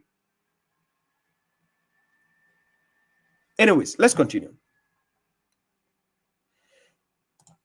So now, in Quran chapter 5, verse 44, indeed, we sent down the Torah wherein is guidance and light, the prophet who submitted judged by it for those who were Jewish. And so did the rabbis and the scholars by what they were entrusted of the book of God. So the Torah is a judgment containing laws and judgment of God coming from God, and it's supposed to be used to judge the people by it. This is what Torah is about. So I was speaking to God logic in the perspective of the Quran, that if that is the case, you, the Jews and the Christians of today, you don't have that Torah God is talking about. You don't have it. If you have it, why don't you use it? Use it, let's see. I dare any Christian. Use it. Use the law. Guys, if you check the laws in that so-called 5 books of Moses, they claim is the Torah. I swear to God. Try and implement those laws and see if you have any of our family members remaining. Try it. I'm serious. Guys, you try it. Implement those garbage laws they have in the 5 books of Moses. I dare you. Try it and see.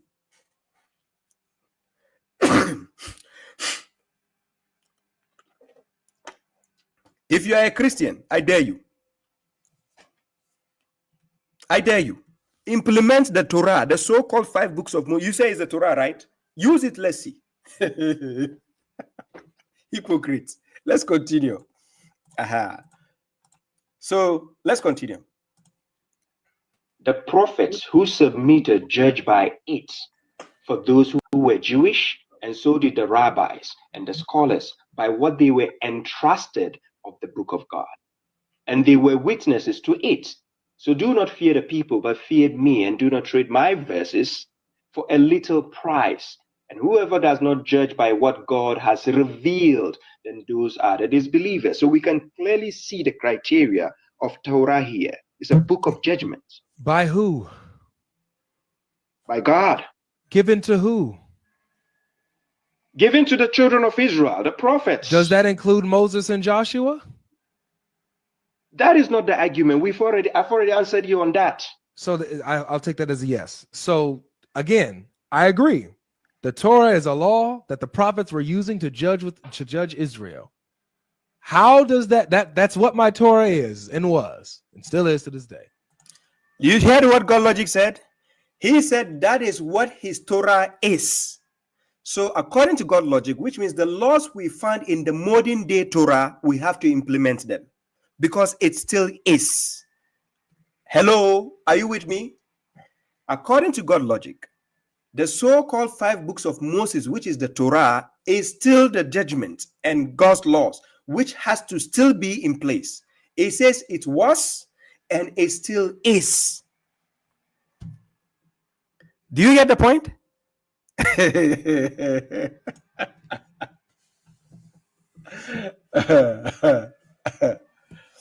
Yes, thank you very much, Reverend Evan. I appreciate the support. God bless you. Peace. God bless you. Do you get what I'm saying? I got God Logic to admit. He said the Torah they have, the 5 books of Moses, it was and it still is. So Christians, you don't have any excuse. We have to see you implementing these laws in your books. I'm serious. If not, you are hypocrites, because Jesus himself said he didn't come to abolish any law from the Torah. And if no Christian is using the laws of the Torah, you are hypocrites. the guy in the Melchizedek, he says we have a big excuse. Anyways, let's continue. What differentiates the Torah that the Quran is talking about from the Torah that, matter of fact, in verse 45, it quotes from the Torah that I got.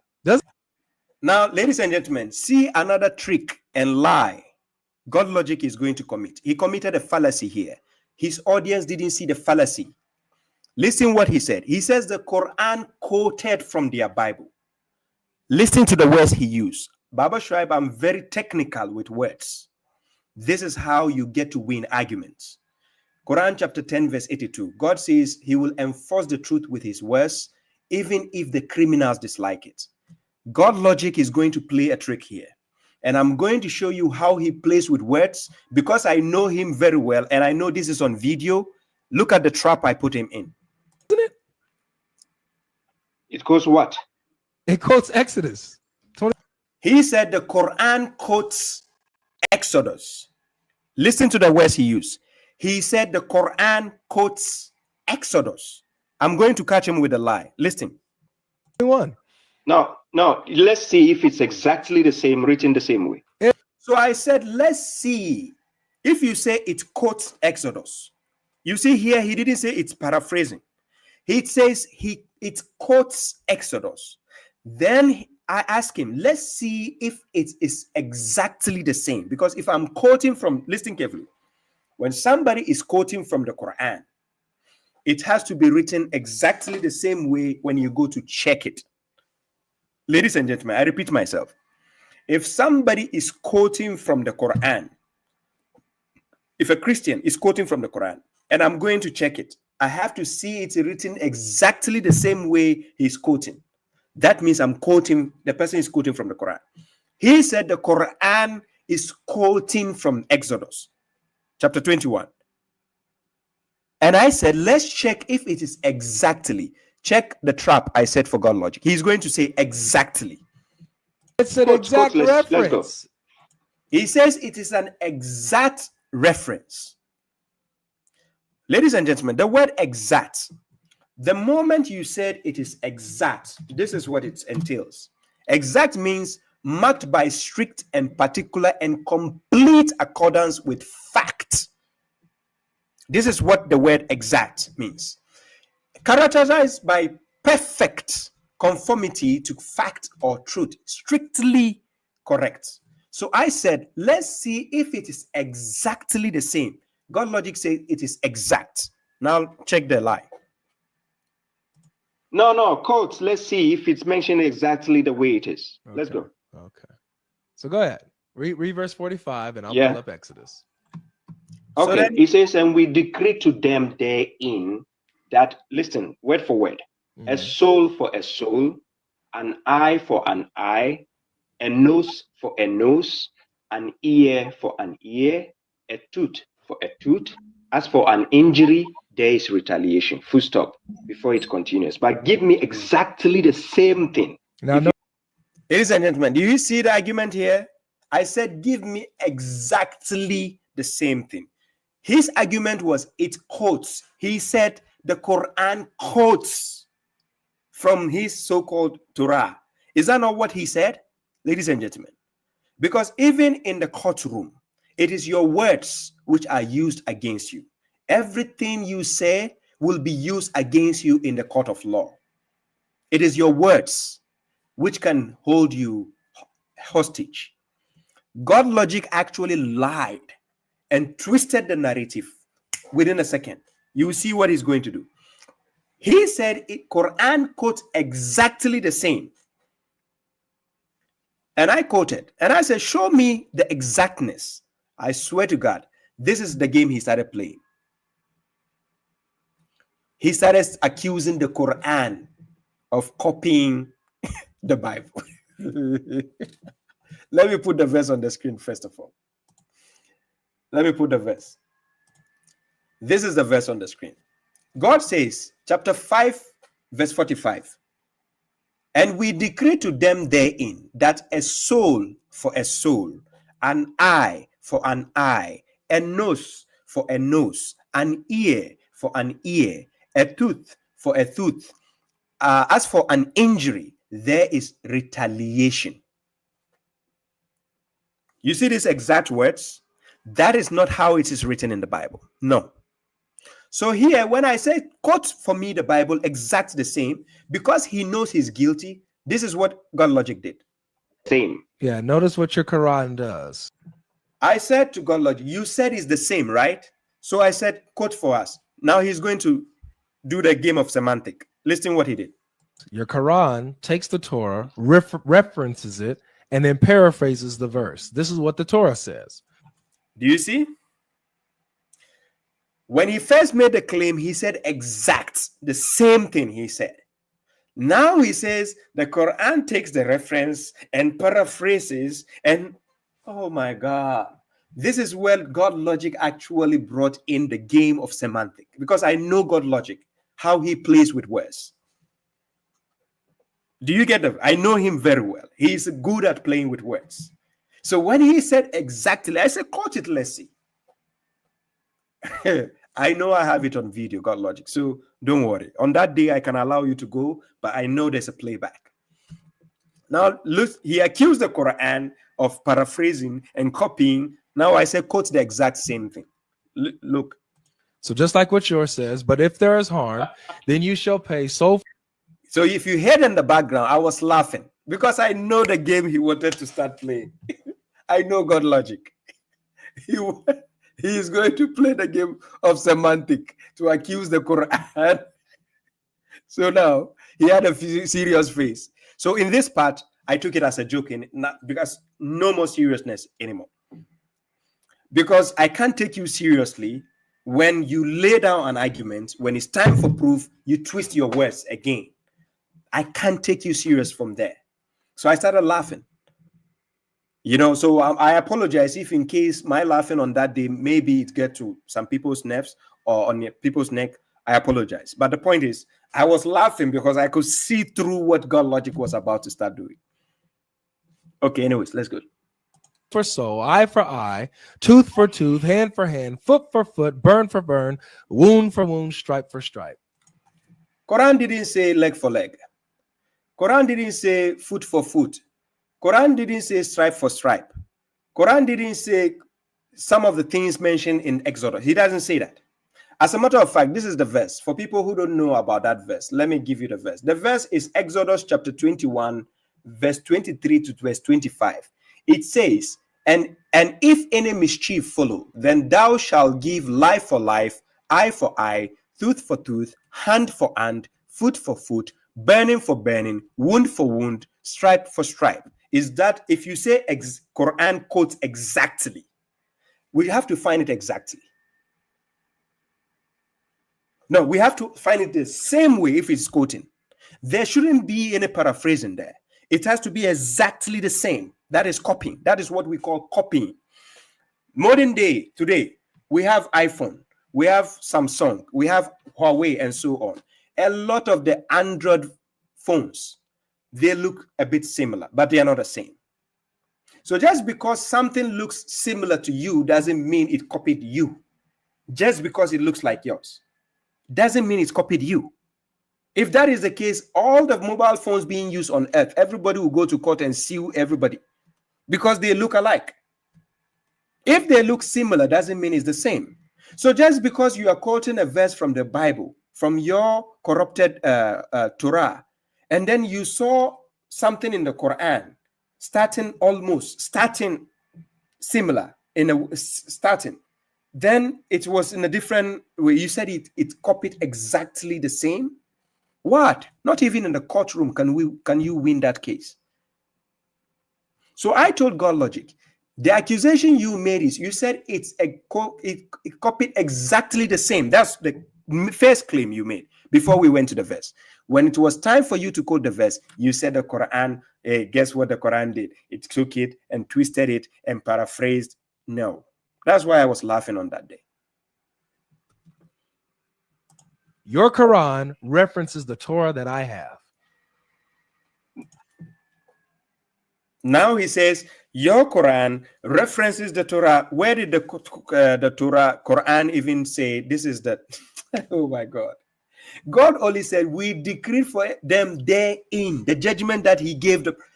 Look, God logic was not paying attention to this dialogue. Guys, let me show you why God logic was not paying attention. Let's go back. Salam, Liman Imrana. I see you, my bro. Salam. This is the verse. I quoted chapter 5, verse 44, where God says, indeed, we sent down the Torah, wherein is guidance and light. The prophets who submitted judged by it, for those who were Jewish, and so do the rabbis and the scholars, by what they were entrusted of the book of God. So when you come to 45, then God says, and we decree to them. Who are the them? He's talking to the prophets up there.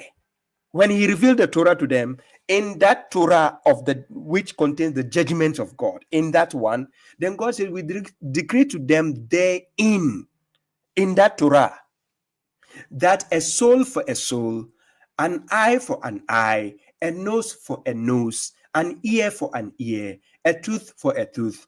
As for an injury, there is retaliation. But whoever gives it up as charity, then it's atonement for him. It is an atonement for him. And whoever does not judge by what God has revealed, then those are the transgressors. So this was what the Quran was saying. But I think God logic has no clue what I was even talking about again on that day. He had no clue. Because first of all, the God of your Old Testament is a jealous God. The Quran's God is not a jealous God because he is the first and the last. No God has to be there for him to be jealous. Yours is a jealous God. So in the first place, if you say my Quran copy, you are not making sense. So that is why I was laughing on that day. But anyways, let's continue. You see, this is the first time I got God logic to open up and also start laughing because I took it. It was funny for me. I was laughing. I told him, no, he doesn't. So I started laughing because I was like, God logic, what are you doing? You actually told me it quotes exactly the same. Or maybe you didn't understand the English you were using on that day. If you say exactly the same, the word the same is not the same as similar. And if you say exact, it means perfection. Exactly the same. That's what God logic you said. So now when it's time for you to quote, you say, oh, guess what the Quran did? It copied and paraphrased and twisted and So I started laughing. So here, I wanted God logic to understand that I have no beef with him. We are not fighting. You know, it's okay to agree and disagree. So I was just laughing to make him understand that it's a friendly conversation. Are you getting my point? So he also got it. He started laughing. So this is the point. Hand for hand, foot for foot, burn for burn, wound for wound, stripe for stripe. Your Quran references the Torah that I have. No, it doesn't. it doesn't. It Okay, doesn't. I all right, just good. told you. So show me another Torah, brother. Show me another Torah that has life for life that has this verse in it. So this is now the argument where he's going with the argument. It's a bogus claim. He's saying I should show him another Torah which has life for life. No, that is a silly argument. That is a silly argument to make now, right? So from henceforth, from this part going forward, I wasn't serious with the dialogue anymore. I wasn't serious. From henceforth, from this part when I laughed, that is when the seriousness went out. You can see the first 22 minutes, the first 20 minutes of our conversation was death serious. It was serious throughout. The moment when he played with the word, when he said exact, and I said quote, and then he started twisting the words, I knew this is not the time to be serious again. Because God logic actually brought in his characteristics. Do you get my point? So now, this is where we end. He said, I should bring another Torah, which has that. It is not my duty. Oh my God. If you have a fake driving license, it is not the police who has to go and bring original to show you. That is a dumbest claim. But I don't know how it makes sense for Christians. Serious, I don't understand. When you tell Christians your book is fake, they say, okay, bring us the original. Let's see. How can you be so dumb with this kind of excuse? If you have a fake passport, it is not me who has to bring the original passport to you. I have to prove to you your passport is fake. That is all. But don't say, okay, you bring the original. Let's see. Oh, seriously, Christians, why? I'm saying your book is fake. You are saying, okay, bring the original. You bring the original. I don't need to. Okay, I'm going to prove you the contradiction in the Old Testament. I'm almost done with the God logic video. I'll prove to you the contradiction in your Torah, so-called Torah. You will see the contradiction. Show me another Torah. Oh my God. So this is where I saw the seriousness out of the conversation. When he said, show me another Torah, I said, oh my God, God logic. That wasn't the argument there. I'm not there to show you another Torah. I'm just there to prove to you the Torah you claim you have is not the one God revealed. Because I dare you, Christians, use the laws you find in that Torah. Use it, let's see. I want to see you terminating your children just because they say they are not going to worship your pagan God, the Jesus you are worshiping. I want to see you doing that. Let's see. Because that is the laws in your so-called Torah. Where you claim is the laws that you have to use. Use it, let's see.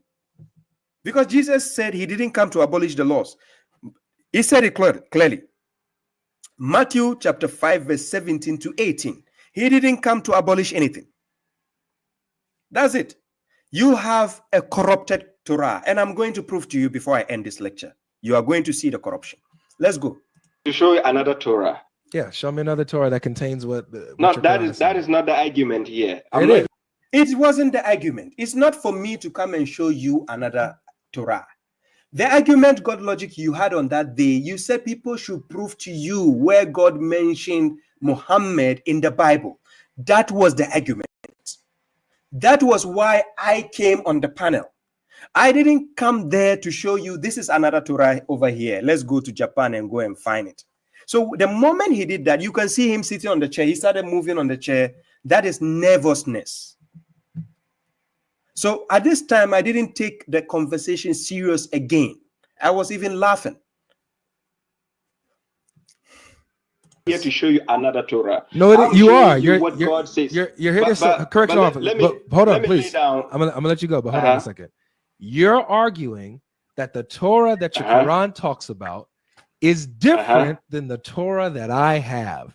So when we see that your Quran literally references a verse from my Torah that I have, you're saying no, it doesn't. It's not exact word for word what it says. So therefore, it's a different Torah. So what you need to do, you said, correctional officer, you got to show me this different Torah that you're talking about, bro. So now he just twisted all the argument. He said I should show him the different Torah just because I said his is fake. I wanted you to stick on and tell me to prove to you how yours is corrupted, because that is where we ended the argument, because there was no time. You kept asking me, do I have the other Torah? It's not for me to have the other Torah.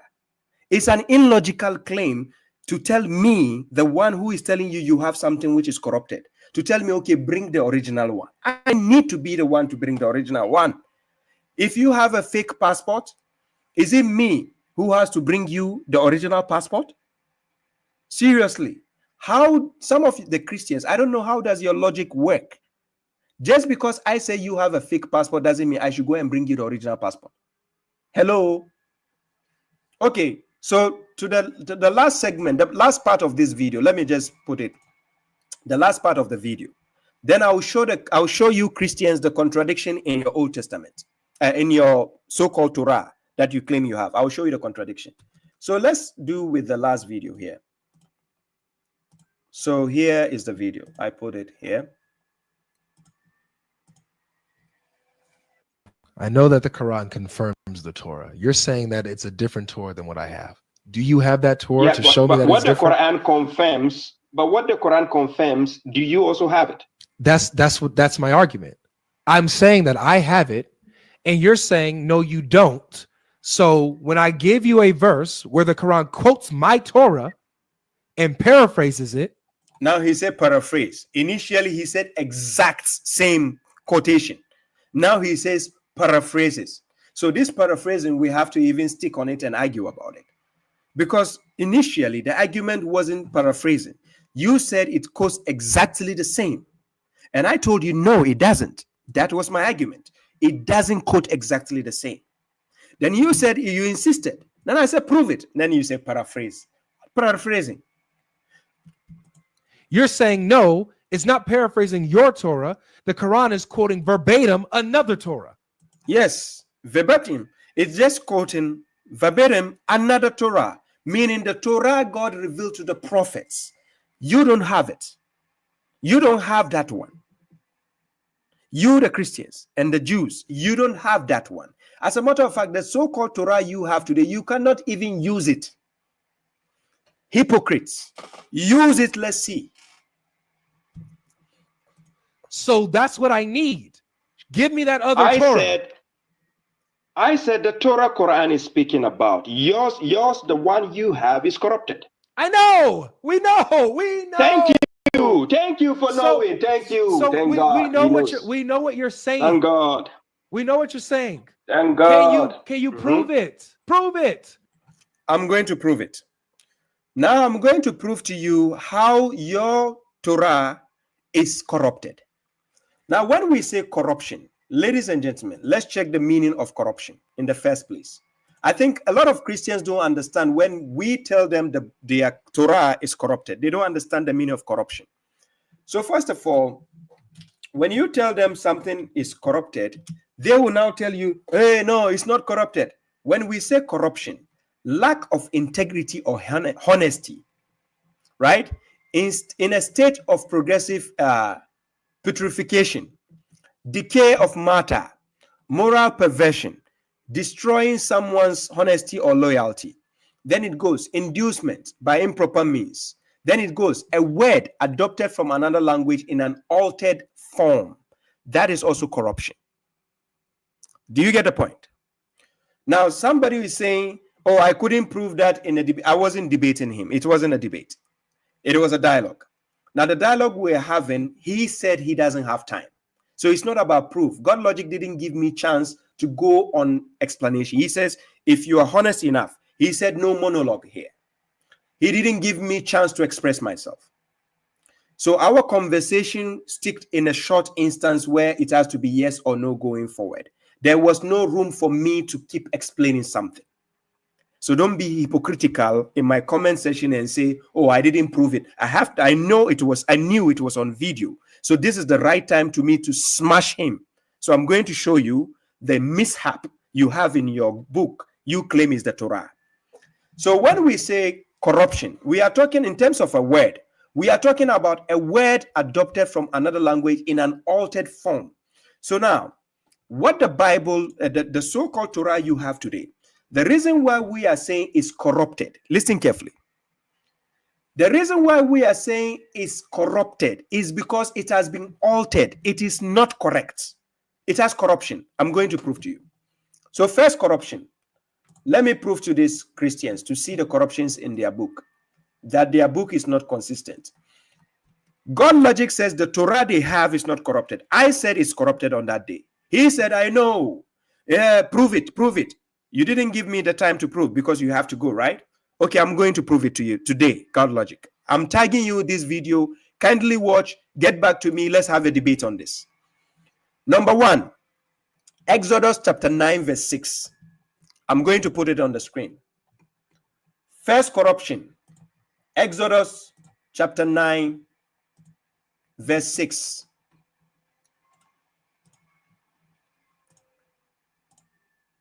I put it here. Exodus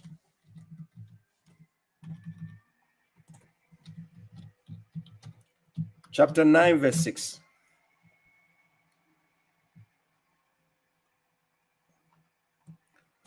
So let me put it on the screen. Then you see the corruption in their Old Testament, in their so-called Torah.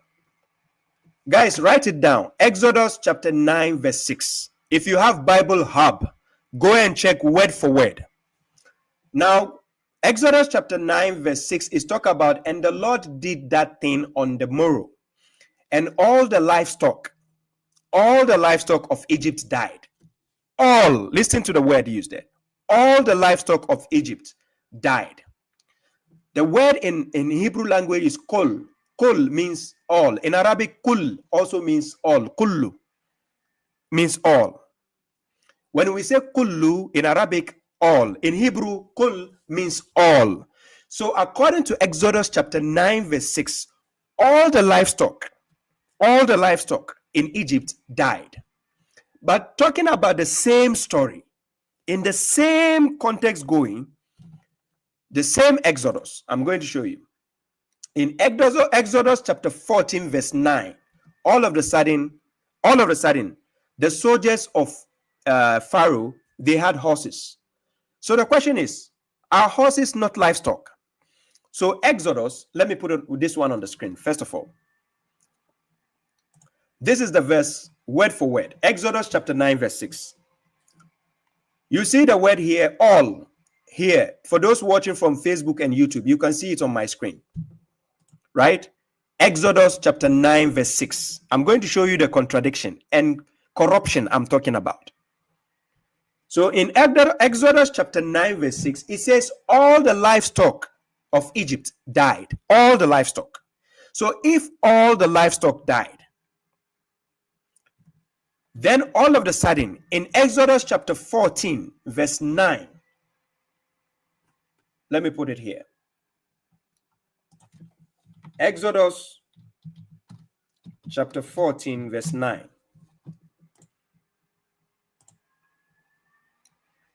So all of a sudden, in Exodus chapter 14, verse 9, all of a sudden, the Egyptians, they have horses that they have to chase Moses and his people. All of a sudden. Ladies and gentlemen, listen carefully. Exodus chapter 14, verse 9. It says, but the Egyptians pursued after them all the horses and the chariots of Pharaoh and his horsemen and his army, and overtook them encamping by the sea beside what? Pihahirot, before Baal-zephon. Now, when you take the context in the same timeline, if all the livestock of the pharaohs died, all the livestock, where did they get the horses? All the livestock. There's no exception. Exodus chapter 9, verse 6. All the livestock of the Egyptians died. Now, if all the livestock died, where did they get? Where did they get the livestock, the horses, to chase the people of Moses? Exodus chapter 9, verse 6. All the livestock died of the Egyptians. All. Then all of a sudden, Exodus chapter 14, verse 9. All of a sudden, the soldiers of Pharaoh, they have horses. The question is, are horses not considered livestock anymore? So horses are not livestock. They are not livestock, right?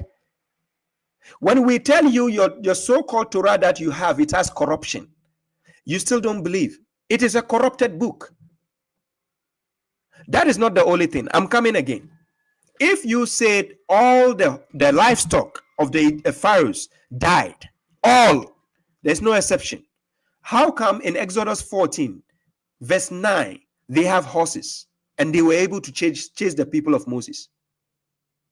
Hey. Ladies and gentlemen, where's my glasses?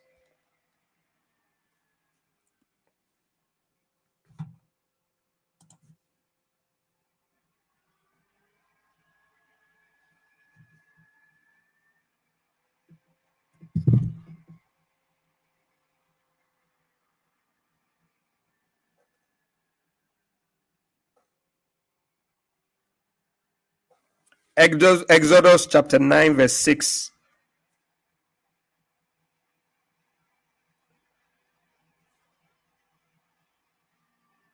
And the word used there, if anybody argues that it's not livestock mentioned, I can show you. The word used there is livestock in Hebrew language. So let me take you back to the verse. Exodus chapter 9, verse 6, right? I take you and show you the verse. It is livestock used there. The word there is mikne, right? It's livestock. So now, all of a sudden, they have horses and they are chasing the people of Moses. So where did they, if all the livestock died, how come they have horses? Okay, no problem. That's not the only contradiction. But let's go to the next one. This is what they will be struggling with. The next contradiction is Laban, son of who? According to Genesis chapter 29, verse 5, it says, and he said unto them, know ye Laban, the son of Nahor? And they said, we know him. So according to Genesis chapter 29, verse 5, Laban is the son of Nahor. Laban is the son of Nahor. But when you go to Genesis chapter 28, verse 5, and it says, and Isaac sent away Jacob, and he went to Padan Aram unto Laban. Then he says, son of Bethuel, the Syrian, the brother of Rebekah, Jacob's and Esau's mother. So now, if Laban was the son of Nahor, how come all of a sudden this same Laban is the son of what? Bethuel, the Syrian.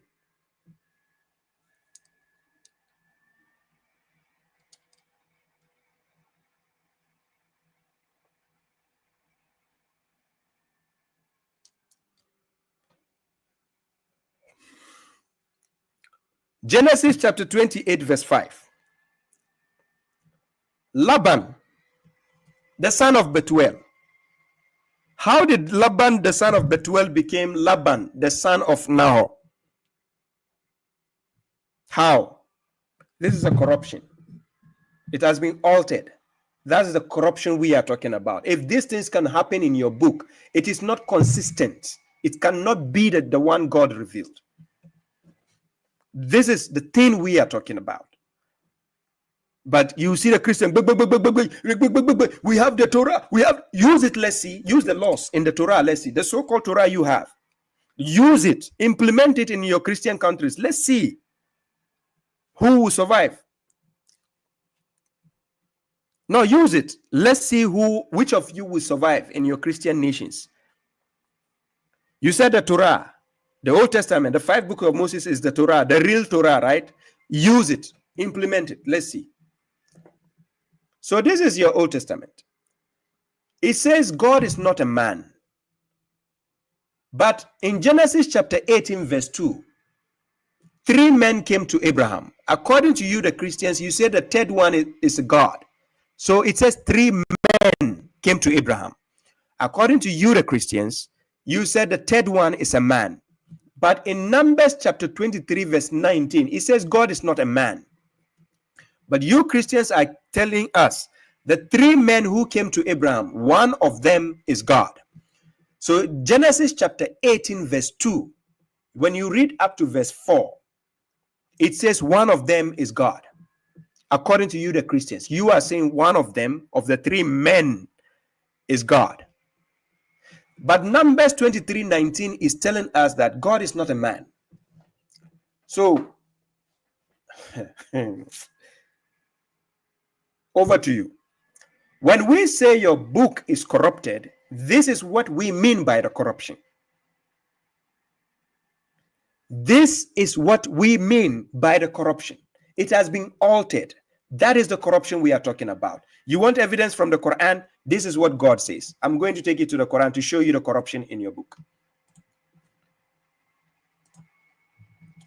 Quran chapter 6, verse 91.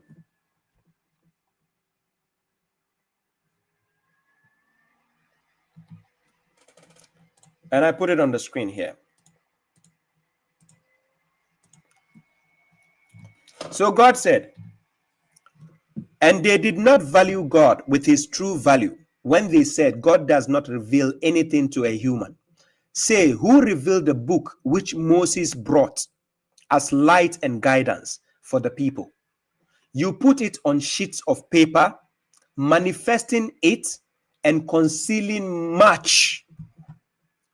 You were taught what neither you nor your fathers knew. Say, God, and then leave them in their waging, playing. Now, listen. When you go to Quran chapter 5,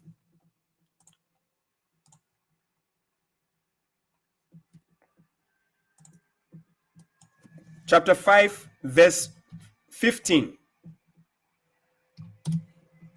Oh, sorry. Chapter 5, verse 15. And I'm going to read up to verse 16. It says, O people of the book, our messenger has come to you to clarify to you much of what you have concealed of the book. While overlooking much, there has come to you from God a light and a clear book. by which God guides those who follow his approval to the ways of peace, and brings them out of darknesses into the light by his permission, and guides them to a straight path. Now, you can clearly see what God is saying here when you go to Quran chapter 2, verse 79. This is where I'll bring this issue to an end. God says, so woe to those who write the book, right? Woe to those who write the book with their hands and say, this is from God, just as the Christians and the Jews do. They wrote their own versions of Torah. If you check Deuteronomy chapter 34, verse 5 to verse 10, it wasn't even Joshua who wrote anything there. It wasn't even Moses who wrote that. It's a lie. But these people, they are claiming this is the book from God when they have written it with their own hands. But they are saying this is from God, when we can clearly see the corruption in the books. The laws it even contains cannot be from God, because the Quran doesn't confirm such laws. So woe to those who write the book with their hands and say this is from God, in order to trade it for a little price. So woe to them for what their hands have written, and woe to them for what they earn. You wrote books for yourself, and you are claiming it is from God, when it is not from God. God never gave anybody a book called Bible. No. He never gave anybody a book called Bible. You wrote it, you gathered your own books, and you are claiming it is from God. How can it be from God? So during the dialogue, I asked God logic, is the entirety of the Bible from God? He said yes. He knows that's a lie. God logic, you know that is a lie. The entirety of the Bible can never be from God. It's impossible. It can never be from God.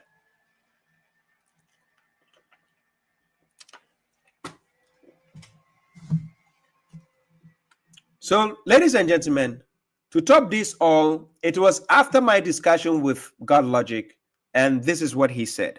I did not expect to, when I said I'm gonna bring one more guest on, that it will go that long. But when you got somebody like correctional officer on, you got to give him his time. You know, got to give him his time. So that was fun. I had fun. That was a fun little sparring match.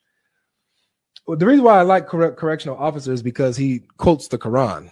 Like Muslims, they don't quote the Quran. Sunni Muslims and Shias, they don't quote the Quran.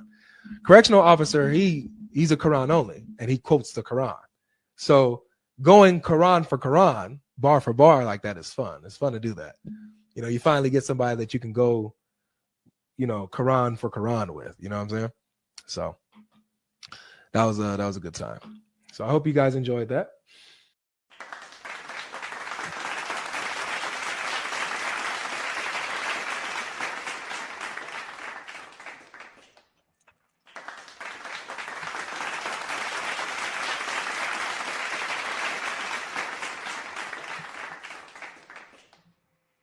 So this was the segment I had with God Logic. So the idea of this was to go through the video and show you the inconsistencies of the claims God Logic made. You understand? That's the inconsistencies. So the idea of this was to show you how smart people like God Logic can be playing when you are talking to them. He is quick to twist words, change the narrative, because some people can be doing this for the audience, not for the sake of the truth. Are you getting my point? So my idea of doing this is to show to the audience the truthful side, so that you can see, you know, how people can twist things in front of you, just in your front. So understand the game of semantics when you are dealing with people like God Logic. He's very good at it. He plays with words. I knew it would be recorded, so I wasn't even shaking. You could see clearly who was shaking on that day. He was sitting, but he was nervous because he just said it himself. When you are dealing with correctional officer, you have to give me my time. Yes, because there are things I look for in a dialogue or in a debate. So it's not just about winning the fans, to tell the fans I'm the boss. No. The idea is to catch you with your own words. And the words will prove who is telling the truth. So, ladies and gentlemen, this is where I bring the segment to Facebook and YouTube to an end. I'm sticking to TikTok. I'm bringing the segment to YouTube to Facebook to an end because it's almost 3 hours. I'm jumping to TikTok. You are welcome to join me there. I'll be giving some people the chance to hop on, especially the fans from God Logic. I know they are here watching. Don't worry. Tranquilo. I'm coming. I'll give you the chance to hop on. So, ladies and gentlemen, this is where this segment on Facebook and YouTube comes to an end. The TikTok ID is the same as my YouTube ID and my Facebook ID. The correctional officer, Baba Shuaib. Just search me, you see me. Any guy you see with this face, it is me. Right? You see my logo, you see me. If you see me, yes, that's the Ghanaian brother. I watched one debate. There's a guy from South Africa claiming I'm from Nigeria. I don't know who told him that. I'm not from Nigeria. Anyways, of course, Nigeria are my people. They are my people. Or I love Nigerians also. But I'm not from Nigeria. I'm from Ghana. Right? So the guy should get his fact. I think his name is Yusuf Ismail or something. He should get his facts right about me. If Baba Shuaib is alive today and you cannot get the facts right about me, what makes you think you can even get the facts right about Prophet Muhammad, the way you guys keep lying about him? He's dead and gone. That guy is a Sunni, by the way. The guy from South Africa doing the debate. He mentioned me in his debate. I don't know what Baba Shuaib was doing in his debate. And he mentioned the wrong country, saying I'm from Nigeria. You understand? I'm not from Nigeria. I'm from Ghana. So if you can lie about Baba Shuaib, what makes you think you cannot even lie the worst about Prophet Muhammad? So thank you all, ladies and gentlemen, for those on Facebook and YouTube, fans of Omar on Fire. I appreciate your presence. Yes, JS, I appreciate you. God bless you. One love. Abdul Warith Olawale, I see you. God bless you. Abdul says you love rice. Yes. Hey, Bilal, my brother. Greetings to you. Yes. I appreciate. Ahi Red says no StreamYard. Okay, let me see. I can give. Let me see. I don't know. Can I?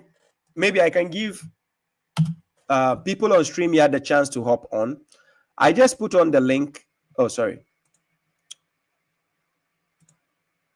This is the link to StreamYard. Ahi Red, if you want to ask a question, I can tolerate you before I go. I think you wanted to ask a question. I would have preferred you come on TikTok, right? I don't want my video on YouTube to go long enough. I dislike it. But you are welcome. You can just follow the link and hop on.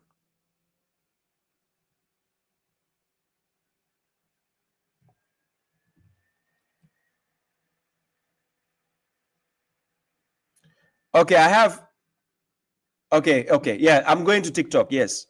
So, Ahi Red, you can come on TikTok. It's better, right? I don't want my video to be very long. It's annoying for me when it's too long, right?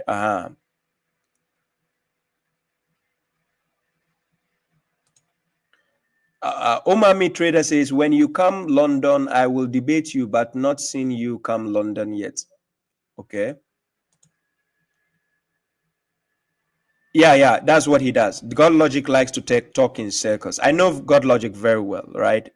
We've had discussions in the past a lot, so I know how it is.